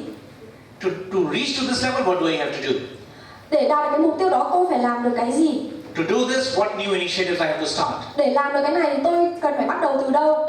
And closer to this, what is it that I have to do next year? Và năm sau thì tôi cần phải làm cái gì? So I have my roadmap. Vậy thì tôi có một cái lộ trình của mình. This is called strategy map. Thì tôi gọi là lộ trình chiến lược. Because the golf ball is still in the mind. Bởi vì là cái quả bóng, cái ý tưởng ấy vẫn đang ở trong đầu thôi. The golf ball has to be taken out and we have to keep on the ground. Như tôi nói lúc đầu ấy là phải lấy quả bóng gôn ra để trên mặt đất và đánh bóng. So now my focus is in the first year. Vậy thì bây giờ cái sự tập trung của tôi là ở đây. Now if this is what I have to do in the first year, Vậy thì trong năm đầu tiên là tôi phải làm cái việc này. everybody has to do something in that direction. Tức là mỗi người trong công ty ấy đều phải thực hiện những cái việc theo cái hướng đó. So I often start like this. Thì tôi thường bắt đầu như thế này. So I go to the strategy leader, the CEO Tôi of the sang cái company, chỗ ông giám đốc chiến lược, tôi bảo rằng, ask him, tôi hỏi, what is it that you are wanting to achieve in next year? trong năm tới thì anh muốn đạt được cái gì? Okay. Ok. Second question, Câu hỏi thứ hai, what are the three things 3 thứ nào? that you are planning to do? Just three things. What is your three strategy? 3 cái ưu tiên chiến lược nào mà anh muốn làm? Then I go to his staff. Bây giờ tôi xuống chỗ mấy cái nhân viên của cái ông First giám đốc question. chiến lược. Câu hỏi đầu tiên tôi hỏi này. So now I will ask three questions. Bây giờ tôi hỏi tiếp 3 câu hỏi. I asked him two questions. Tôi hỏi ông giám đốc chiến lược 2 câu rồi. Here I will ask three questions. Bây giờ chỗ này tôi hỏi 3 câu. What is it that company is planning to do in next year? Thế thì công ty của anh đang làm ấy, định là muốn đạt được cái điều gì trong năm tới? And I will match the answer with that answer. Bây giờ tôi xem là cái câu trả lời của ông nhân viên này có khớp với cái ông giám đốc chiến lược kia không? My second question. Câu hỏi thứ hai, What is your CEO's top three strategic direction? 3 cái ưu tiên chiến lược của công ty anh là gì? And I will match that answer with Bây giờ that. tôi xem là cái câu trả lời của ông nhân viên có khớp với câu trả lời của ông giám đốc không? And you will be amazed. Thì các anh chị sẽ ngạc nhiên này. Even with the large companies, Kể cả là trong những công ty lớn ấy, answers don't match. những cái câu trả lời nó không có khác nhau tí nào cả. Then I will ask the third question. Bây giờ tôi hỏi đến câu thứ 3. What are the three things that you are planning to do 3 điều mà anh đang ưu tiên làm ấy, which will support his three directions that he is wanting to do? thì những cái điều nào sẽ hỗ trợ cái hướng đi mà ông giám đốc của anh chọn? And many times they just don't align. Thì rất là nhiều người, rất là nhiều lần ấy, những cái câu trả lời đấy nó không hề khớp và không hề nhất quán với nhau. So I go to HR head, marketing head, sales head. Tôi sang bộ phận nhân sự, rồi bộ phận sale, bộ phận marketing. They must align. Thì khi mà tôi hỏi cùng cái câu hỏi như vậy thì đáng lẽ là câu trả lời nó phải giống nhau. So let me give you another good example. Để tôi đưa ra một ví dụ khác nữa. CEO says I have to get 10,000 customers this year. Ông CEO thì bảo rằng là công ty bây giờ phải có được 10.000 khách hàng trong năm nay. This is my goal. Đây là mục tiêu của tôi. This is company's goal. Đây là mục tiêu của công ty tôi. One of the things I'm going to do is to change the customer experience completely. Một trong những điều mà tôi sẽ làm ấy là tôi sẽ thay đổi hoàn toàn cái trải nghiệm của khách hàng. Second thing I'm going to do is to tie up with some other multinational companies as my partners. Điều thứ hai là tôi sẽ tìm một cái cộng sự, một đối tác là một công ty đa quốc gia. Third thing I'm going to do is to Điều thứ ba, Third thing I'm going to do is to improve the skills of my people. điều thứ ba là tôi phải làm sao đào tạo để cải thiện được kỹ năng của nhân viên của tôi. Clear? Rõ ràng chưa? I go to finance head Ok, bây giờ sang ông tài chính này. and I ask him, Tôi hỏi ông, what are the three things you are going to do? thế là 3 thứ mà ông muốn làm là gì? Of course, first, what is the goal of the company? Đương nhiên câu hỏi đầu tiên là tôi sẽ hỏi mục tiêu của công ty anh là gì, đúng không nào? He is telling me the goal. The goal of the company is to grow by 15%. Ok, mục tiêu của công ty là tăng trưởng lên 15% rồi. He didn't tell me 10,000 customers. Chứ không bảo là 10.000 khách hàng, lại không bảo là cái mục tiêu 10.000 khách hàng. First misalignment. Cái sự không nhất quán đầu tiên này. If he doesn't know that 10,000 customers is the main goal, Nếu mà ông ta không biết rằng là 10.000 khách hàng là một cái mục tiêu chính, how will he think about taking the golf ball, putting on the ground and helping? thế thì làm sao mà anh ta nghĩ đến cái chuyện là đặt quả bóng lên mặt đất và đánh bóng thực thi được? The other second important part is this part of meaningful monitoring. Phần thứ hai là giám sát hiệu quả. How do you monitor? It's like a dashboard. Làm thế nào để mình giám sát nó giống như một cái bảng điều khiển ấy. If I want you to drive to Ho Chi Minh City, Nếu mà tôi bảo anh chị là đi lái xe ô tô vào trong thành phố Hồ Chí Minh, which is say 1800 kilometers, khoảng tầm 800 km and I remove the dashboard from your car, mà tôi tháo cái bảng điều khiển ở trên xe ô tô của anh chị ra, no speed, không có đồng hồ chỉ tốc you độ, don't even know how much petrol, không biết còn bao nhiêu xăng luôn. and now you drive. Bây giờ cứ phải đi. And I want you to reach tomorrow at 6 p.m. Bây giờ tôi muốn là 6 giờ tối mai là phải có mặt ở thành phố Hồ Chí Minh. How will you achieve? Thế đi kiểu gì được? Without a dashboard, you can't achieve. Không có một cái bảng điều khiển giám sát như vậy thì làm sao mà đi được? I asked leaders this question. Thì tôi cũng hỏi những nhà lãnh đạo câu hỏi này. Next Monday, what is your dashboard? Sáng thứ hai tới thì cái bảng điều khiển, bảng giám sát của anh là gì? So I asked everybody, what is the dashboard you see every Monday or every month? Tôi hỏi mỗi người ấy là mỗi tháng mọi người giám sát những cái gì, những việc gì? You don't have a dashboard? Không có bảng điều khiển, không có bảng giám sát Then you don't have a mirror. thì không có một cái hướng đi được. You always see yourself in the morning. Ngày nào cũng nhìn vào gương, nhìn vào bản thân mình. Why don't you have a dashboard? Thì tại sao mình không tạo được một cái bảng điều khiển, bảng giám sát cho mình? That's called monitoring. Đấy là về The giám third sát. important part is about the meetings. Điều thứ ba là về những cái cuộc họp, tần suất họp. Meeting is a skill. Họp hành ấy không đơn giản đâu, nó là một kỹ năng. We feel we are born with this skill. Mình cứ nghĩ là mình chán trường cái vấn đề họp hành suốt ngày rồi. Your companies have many people who do meetings. Rất là nhiều người trong công ty là suốt ngày đi họp thôi. Meeting is a skill. Họp hành chính là một kỹ năng. You can't allow your people to have meetings without that skill. Mình không thể tổ chức được một cái cuộc họp hiệu quả nếu mà mình không biết And that's an important cách skill sử dụng kỹ năng. for execution. Và đó cũng là một trong những cái yếu tố quan trọng.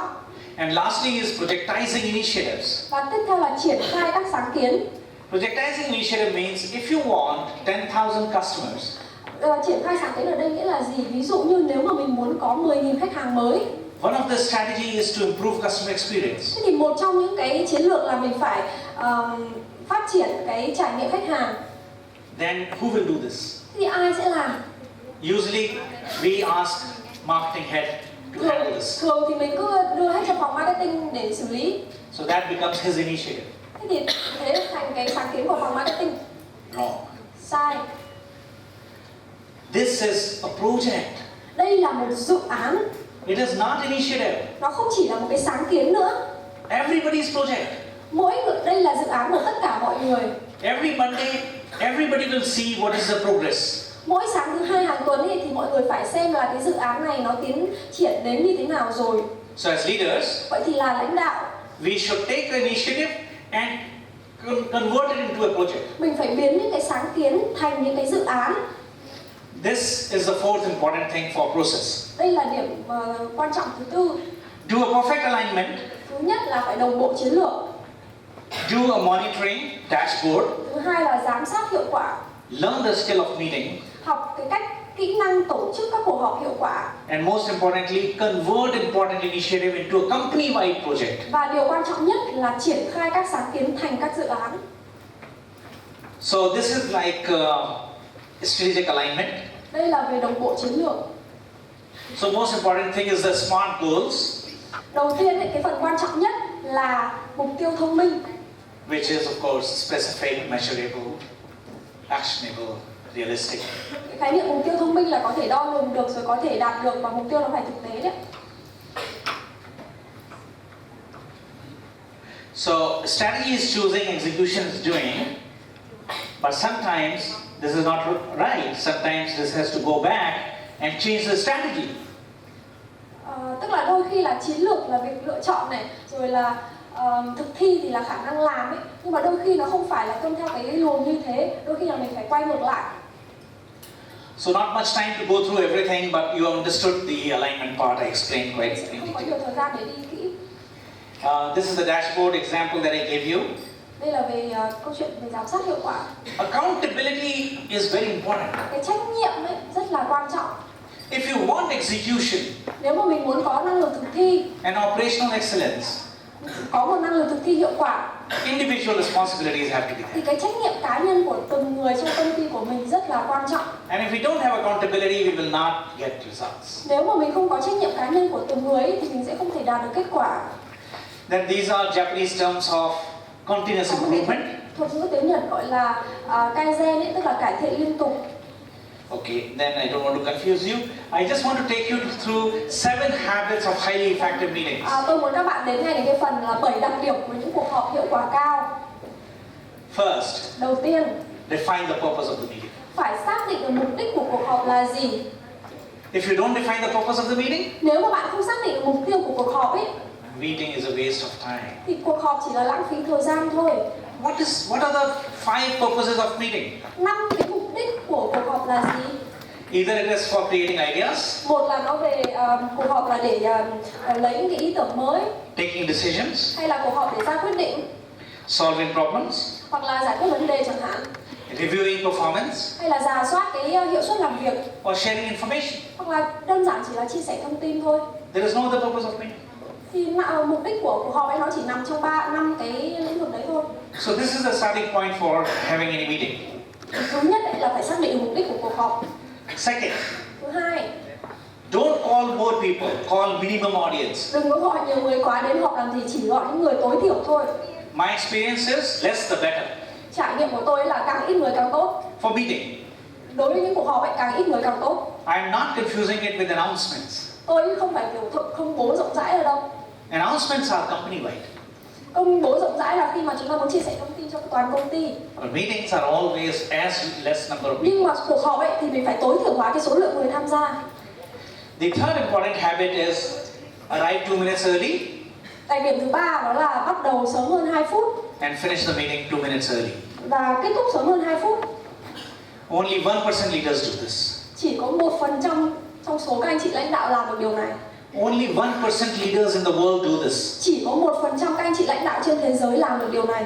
And do it one day, Là làm một ngày, one week, một tuần, one month, một tháng, one year, một năm, 10 years, 10 năm, 30 years, 30 năm continuously. và tiếp tục làm như vậy. It will get into your habit. Nó sẽ trở thành thói quen của anh chị. This is very important. Điều này rất là quan trọng. I have promised to close this meeting today at 5:10. Tôi vừa mới hứa các anh chị là tôi sẽ kết thúc cuộc hội thảo ngày hôm nay vào lúc 5 giờ 10 phút. It is my responsibility to close at 5:08. Vậy thì cái trách nhiệm của tôi ấy là phải kết thúc vào lúc 5 giờ 8 phút. Đấy là nguyên tắc của tôi. The fourth most important thing is no mobile phones, etc. Cái nguyên tắc tiếp theo là không sử dụng điện thoại, vân vân. Meetings are connecting with people. Họp hành là để kết nối với mọi người. And unless we are connecting with people, Nếu mà mình không kết nối được the với mọi purpose người of ấy, meeting is lost. thì họp hành còn có mục đích gì nữa? High touch is more important than high tech. Tức là cái văn hóa tiếp xúc kết nối với con người nó quan trọng hơn là văn hóa công nghệ. High touch is more important than high tech. Có cái thuật ngữ là high touch và high tech. And the fifth habit is review previous meeting action updates. Tiếp theo là phải nhìn lại, rà soát lại buổi họp lần trước và cập nhật những cái việc mà đã được thực hiện. Review progress, not people in front of people. Tức là mình rà soát cái tiến trình chứ mình không phải là rà soát con người. So 3 of you, we are having a meeting. Ví dụ như 3 anh này tham gia cuộc họp chẳng hạn. North Vietnam, Central Vietnam, South Vietnam. Đến từ miền Bắc này, miền Trung và miền Nam. I am discussing performance. Tôi bắt đầu rà soát rồi thảo luận về cái hiệu Your suất. achievement in North Vietnam was only 50%.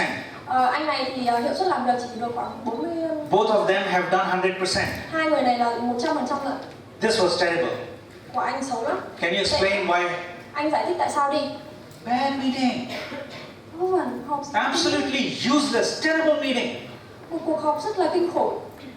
I have started reviewing people in front of people. Tôi bắt đầu mắng anh này rồi là rà soát anh này trước mặt người khác. Okay, same thing I will talk now. Ok, bây giờ cùng một cái vấn đề này tôi sẽ nói này. Last month, very interesting thing happened. Tháng trước là có một cái điều rất là thú vị này.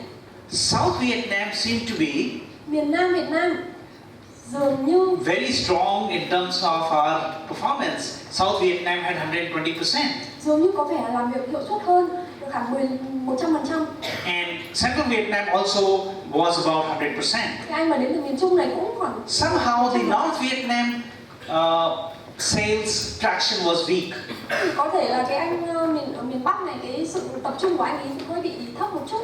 Anything comes to your mind that happened in North Vietnam that may have resulted in this? Có cái vấn đề gì xảy ra mà khiến anh kết quả của anh nó như thế này không? I am reviewing progress, not people. Vậy thì cái việc tôi đang làm là tôi rà soát cái tiến độ của anh so với kế hoạch, chứ tôi không rà soát anh.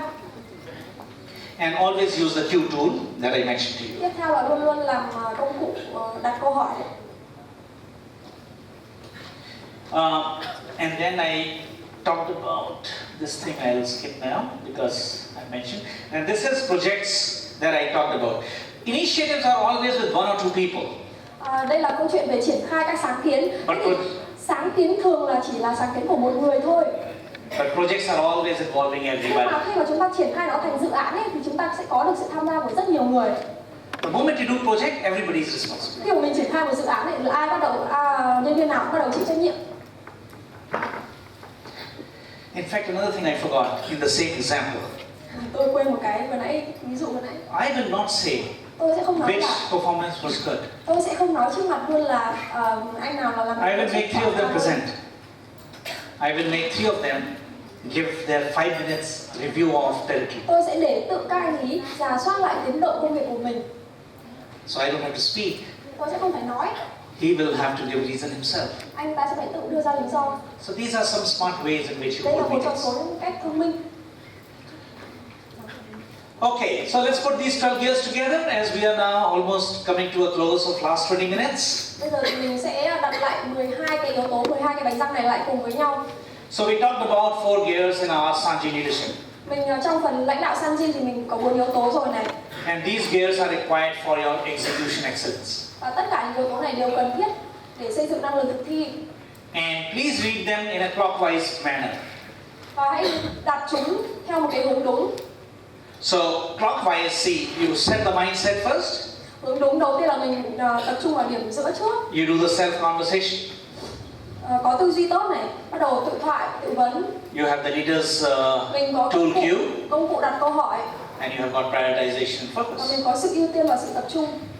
And similarly, in our people wheel, Tương tự như vậy trong cái bánh xe về con người vận hành. what are the 4 things? 4 điều là gì ạ?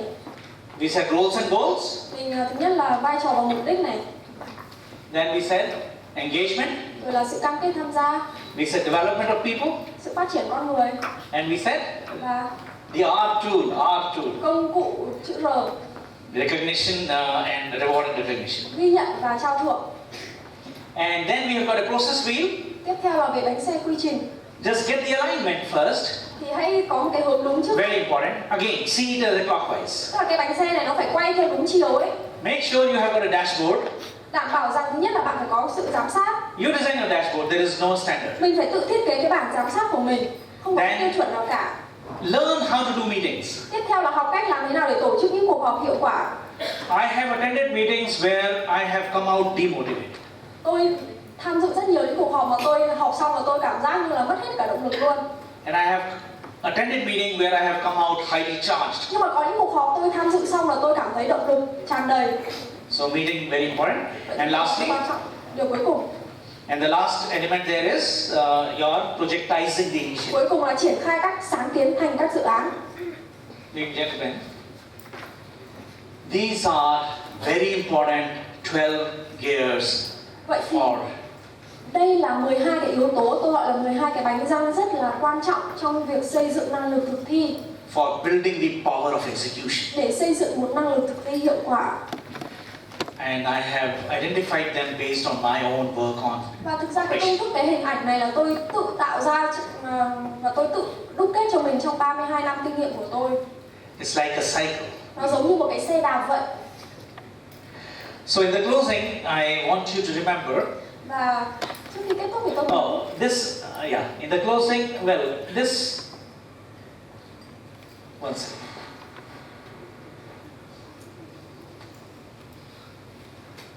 So in the closing, I want you to remember vậy thì tôi muốn các anh chị nhớ một số điều sau. that execution is as easy as cycling. Thực ra thì năng lực thực thi nó cũng đơn giản như việc đạp xe mà thôi. Just keep pedaling. Mình chỉ cần liên tục đạp, liên tục đạp. You stop pedal, liên tục đạp đi đạp lại, you fall. mình mà dừng cái việc đạp lại là mình sẽ bị ngã. Take care of your handle well, Mình sẽ có một cái tay lái chắc chắn này, because that will give you a direction, bởi vì nó sẽ đưa ra hướng đi cho mình.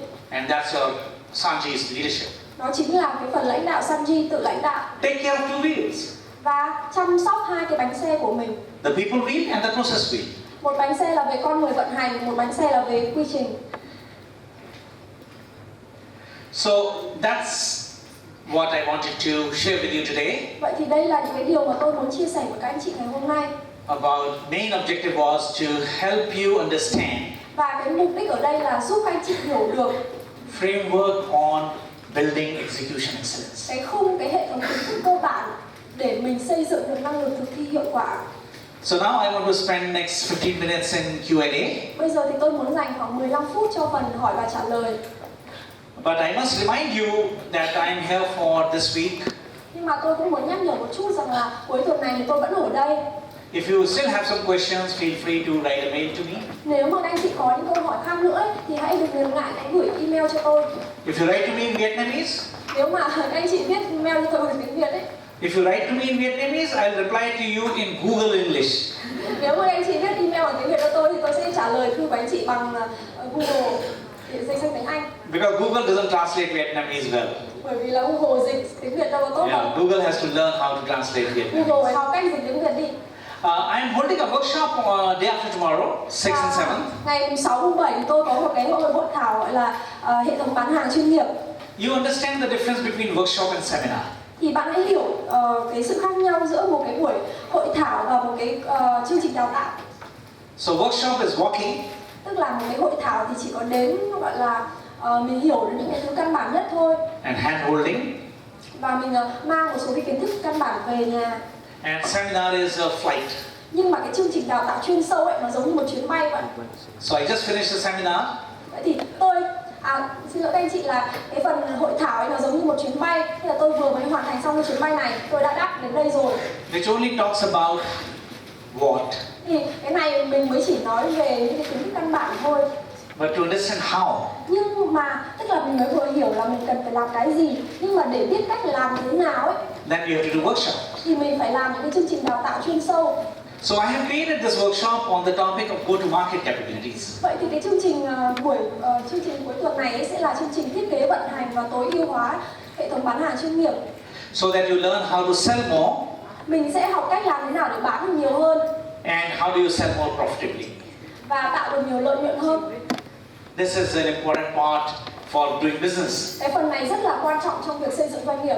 So there are important blocks that we are going to go through for 2 days. Sẽ có 7 cái kiến thức quan trọng trong vòng 2 ngày mà mình sẽ đi qua và mình sẽ tìm hiểu chuyên sâu. So if any one of you is interested or you want to send somebody, please do it. Nếu mà ai trong số các anh chị muốn tham dự cái chương trình này hoặc là giới thiệu bạn bè thì hãy đăng ký tham gia. Okay. So now we are going to spend next 12 minutes in Q&A. Bây giờ thì mình sẽ dành khoảng 15 phút cho phần hỏi và trả lời. So ladies and gentlemen, please ask me any question that comes to your mind in this framework. Don't worry about these. These are the 4 ASIC which were my priority, but you can have your own priority. Okay, one question is, Câu hỏi đầu tiên mà tôi nhận được là use the same. So one question is, what are layers or levels the company should make to build high performance organization? tôi nhận được cái câu hỏi đầu tiên là những cái cấp độ hay là những cái tầng lớp nào trong công ty mà tức là mọi tầng lớp, mọi cấp độ nào trong công ty nên làm gì để xây dựng được một doanh nghiệp hiệu suất cao. So actually it depends essentially on 2 important things. Vậy thì thực tế là nó phụ thuộc vào 2 yếu tố. One is, how do you want decision making in the company? Thứ nhất là mình muốn ra quyết định trong cái tổ chức của mình như thế nào. Who do you want to take decision and which decision you want what level to take? Tức là mình muốn ai là người ra quyết định và quyết định nào được ra trong ngày hôm nay. And second, Và điều thứ hai, how do you want information flow? là mình muốn cái luồng thông tin ấy nó được công bố ra như thế nào. These two things determine how many layers in the organization you can support. Hai cái thứ này rất là quan trọng để có thể hỗ trợ doanh nghiệp của mình. For example, if you have to take every decision yourself, Ví dụ như là mình phải ra quyết định, tự ra quyết định trong mọi lần. please do not have many layers. Please do not have many layers. Thì tức là không cần phải quá nhiều cấp độ làm gì cả, không cần phải thông báo cho quá nhiều tầng lớp cấp độ làm gì. If you feel that you have built an organization where multiple people can take decisions, Nếu mà mình cảm thấy rằng là mình có thể xây dựng một cái doanh nghiệp mà ở đó nhiều người có thể cùng ra quyết định, in that situation, you can create multiple layers. thì trong tình huống đó mình hãy tạo ra một doanh nghiệp có nhiều cấp độ. These two things determine how organization can create their layers. Thì hai cái thứ này nó sẽ quyết định là những cái cấp độ như thế nào trong doanh nghiệp cần phải tạo ra. But you know, these days the world has changed. Nhưng mà ngày nay thế giới thay đổi rất là nhiều rồi. Now these days we have companies which are doing more flat rather than multiple layers. Ngày nay mình thấy những cái công ty, những cái doanh nghiệp ấy, người ta có cấu trúc phẳng hơn nhiều so với những cái doanh nghiệp mà có cấu trúc tầng lớp. What is the second question? Câu hỏi thứ hai mà tiến sĩ Alok nhận được là làm thế nào để xây dựng được một doanh nghiệp, văn hóa doanh nghiệp hiệu quả. Can you translate? Contribute the corporate culture to achieve the operational excellence. So this is another very interesting question, Đây cũng là một câu hỏi rất là thú vị. which brings me to this topic of what is corporate culture. Mình sẽ bắt đầu nói về cái định nghĩa thế nào là văn hóa doanh nghiệp. Corporate cultures are basically behaviors of people.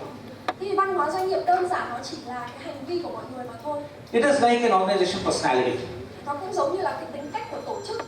When you meet somebody, Khi mà mình gặp ai đó you say she's quite warm, she's very friendly. thì mình đưa ra cái nhận định rằng là cô ấy khá là thân thiện, cô ấy khá là hòa đồng, She's very helpful, cô ấy rất là thích giúp đỡ người khác. but she normally does not take decision very fast. Nhưng mà thường cô ấy ra quyết định không có được nhanh. She commits, but she does not honor commitment. Cô ấy hay cam kết lắm nhưng mà không thực hiện được cái cam kết đó. These are her personality traits. Thì đấy là những cái tính cách của cô ấy. Same thing we talk about organization. Vậy tương tự như vậy mình cũng nói về tổ chức, về doanh nghiệp. These are the behaviors of collective behaviors of people. Thế thì văn hóa doanh nghiệp chính là một cái bộ sưu tập những hành vi của nhân viên trong công ty. We say culture is not what leaders say it is. Mình nói rằng là cái tính cách này không phải là của doanh nghiệp của tôi, nhưng mà lãnh đạo lại nói đây là tính cách của doanh nghiệp. Culture is what everybody else talks about the company. Nó chính là cái điều mà mọi người nói về công ty của bạn. My own experience is culture is a root of a tree. Theo cái kinh nghiệm của tôi ấy, thì văn hóa doanh nghiệp chính là cái rễ của cây. I call 8 elements of the culture. Tôi gọi là 8 cái rễ cây. One is called upper root and one is called deeper root. Một phần là phần rễ bên trên và phần thứ hai là phần rễ sâu bên dưới. Things like collaborative atmosphere, Rồi là những cái thứ như là tư duy tích cực này, result orientation, định hướng kết quả này, inspiration, energy, sự cảm hứng, năng lượng, learning organization, everybody is learning, việc học tập, agility, change orientation, organization can change very fast, và khi mà mình thay đổi cái định hướng ấy thì tổ chức của mình thay đổi rất là nhanh. customer centricity, Rồi là sự tập trung vào khách hàng, innovative, new ideas all the time, sự đổi mới, sự sáng tạo, lúc nào có ý tưởng mới, integrity, sự nhất quán. what I say I do. Sự nhất quán, tôi nói là tôi phải làm. My organization is what they say they do Tổ chức của tôi là thế này, tôi đã nói là tôi at làm. any cost. Tôi đã nói là tôi phải làm. So these are the cultures. Thì đây chính là những cái gốc Okay, rễ. I will take the last question because then we have to close. Tôi sẽ trả lời câu hỏi cuối cùng, sau đó thì chúng ta sẽ How many business stages tức là câu hỏi cuối cùng ở đây là có bao nhiêu giai đoạn trong cái vòng đời kinh doanh mà một doanh nghiệp phải trải qua. What should they do? and what do they do? This is another interesting Tức là câu hỏi là có bao nhiêu giai đoạn mà một doanh nghiệp cần phải trải qua ấy, và ở mỗi giai đoạn thì họ cần phải làm gì? Okay, the questions that came to me this time are all from my different programs. Câu hỏi này là tôi trả lời ở rất là nhiều hội thảo. So the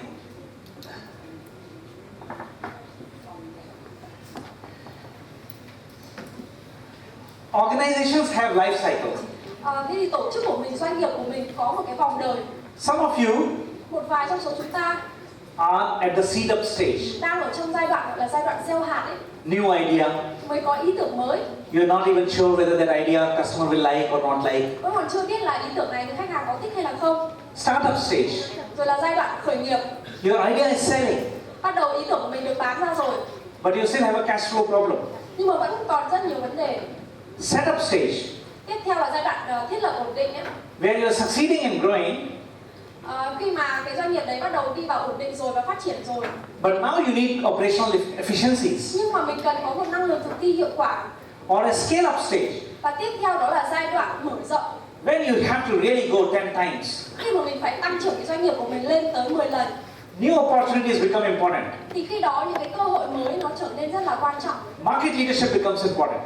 Và Market lãnh leadership. đạo thị trường, việc lãnh đạo thị trường rất là quan trọng. And the last is shaken up. Và giai đoạn tiếp theo là gọi là giai đoạn lung lay, rung lắc ấy. Many companies are shaking up Rất là nhiều công ty đang lung lay, rung lắc. because the rest of the world is changing. Bởi vì là bối cảnh thế giới, bối cảnh kinh doanh ngày nay thay đổi rồi. What Apple has done to Nokia, Cái câu chuyện mà Apple đã làm với cả Nokia ấy, what Canon did to Kodak, Canon đu với cả Lucas, or what now these days Uber has done to taxi companies, hay là Uber, Grab đối với những cái công ty taxi truyền or thống, Airbnb has done to the hotel industry, Airbnb đối với ngành khách sạn, or Facebook has done to the entire advertising and media. hoặc là Facebook nó đã thay đổi hoàn toàn cái cục diện giao tiếp truyền thông ấy. Companies are shaking. Đấy, những cái công ty đang rung lắc như vậy. So what do you do when you are shaking? Thì khi mà mình bị rung lắc như thế thì mình làm gì? You look at new horizons. Mình phải đi tìm kiếm những cái lĩnh vực mới, những cái chân trời mới. You look at new world. Mình phải đi tìm những cái thế giới mới. You need a new sun. Mình phải cần những cái ý tưởng mới. A new sun to come up. Cái ý tưởng mới để làm thế nào để kích hoạt lên. So we have different treatment for different stages of the company. Vậy thì ở mỗi cái giai đoạn của công ty thì mình có những cái khó khăn và những cái cơ hội khác nhau. Okay, so that's the short answer. And one of the question I'm not answering because that question is how do we build sales and marketing power? Và còn một câu hỏi nữa thì tôi chưa có trả lời bởi vì đây là câu hỏi liên quan đến xây dựng năng lực marketing. How do we create a process of building marketing? Làm thế nào để xây dựng hệ thống marketing và bán hàng hiệu quả? I will give 2 days answer. Thì tôi sẽ đưa ra câu trả lời trong vòng 2 ngày. And that answer will start on 6th morning. Và câu trả lời sẽ bắt đầu vào sáng ngày mùng 6. And that answer will finish on 7th evening. Và kết thúc câu trả lời sẽ vào chiều ngày mùng 7. Okay, with that, ladies and gentlemen, thank you so much. Cảm ơn tất cả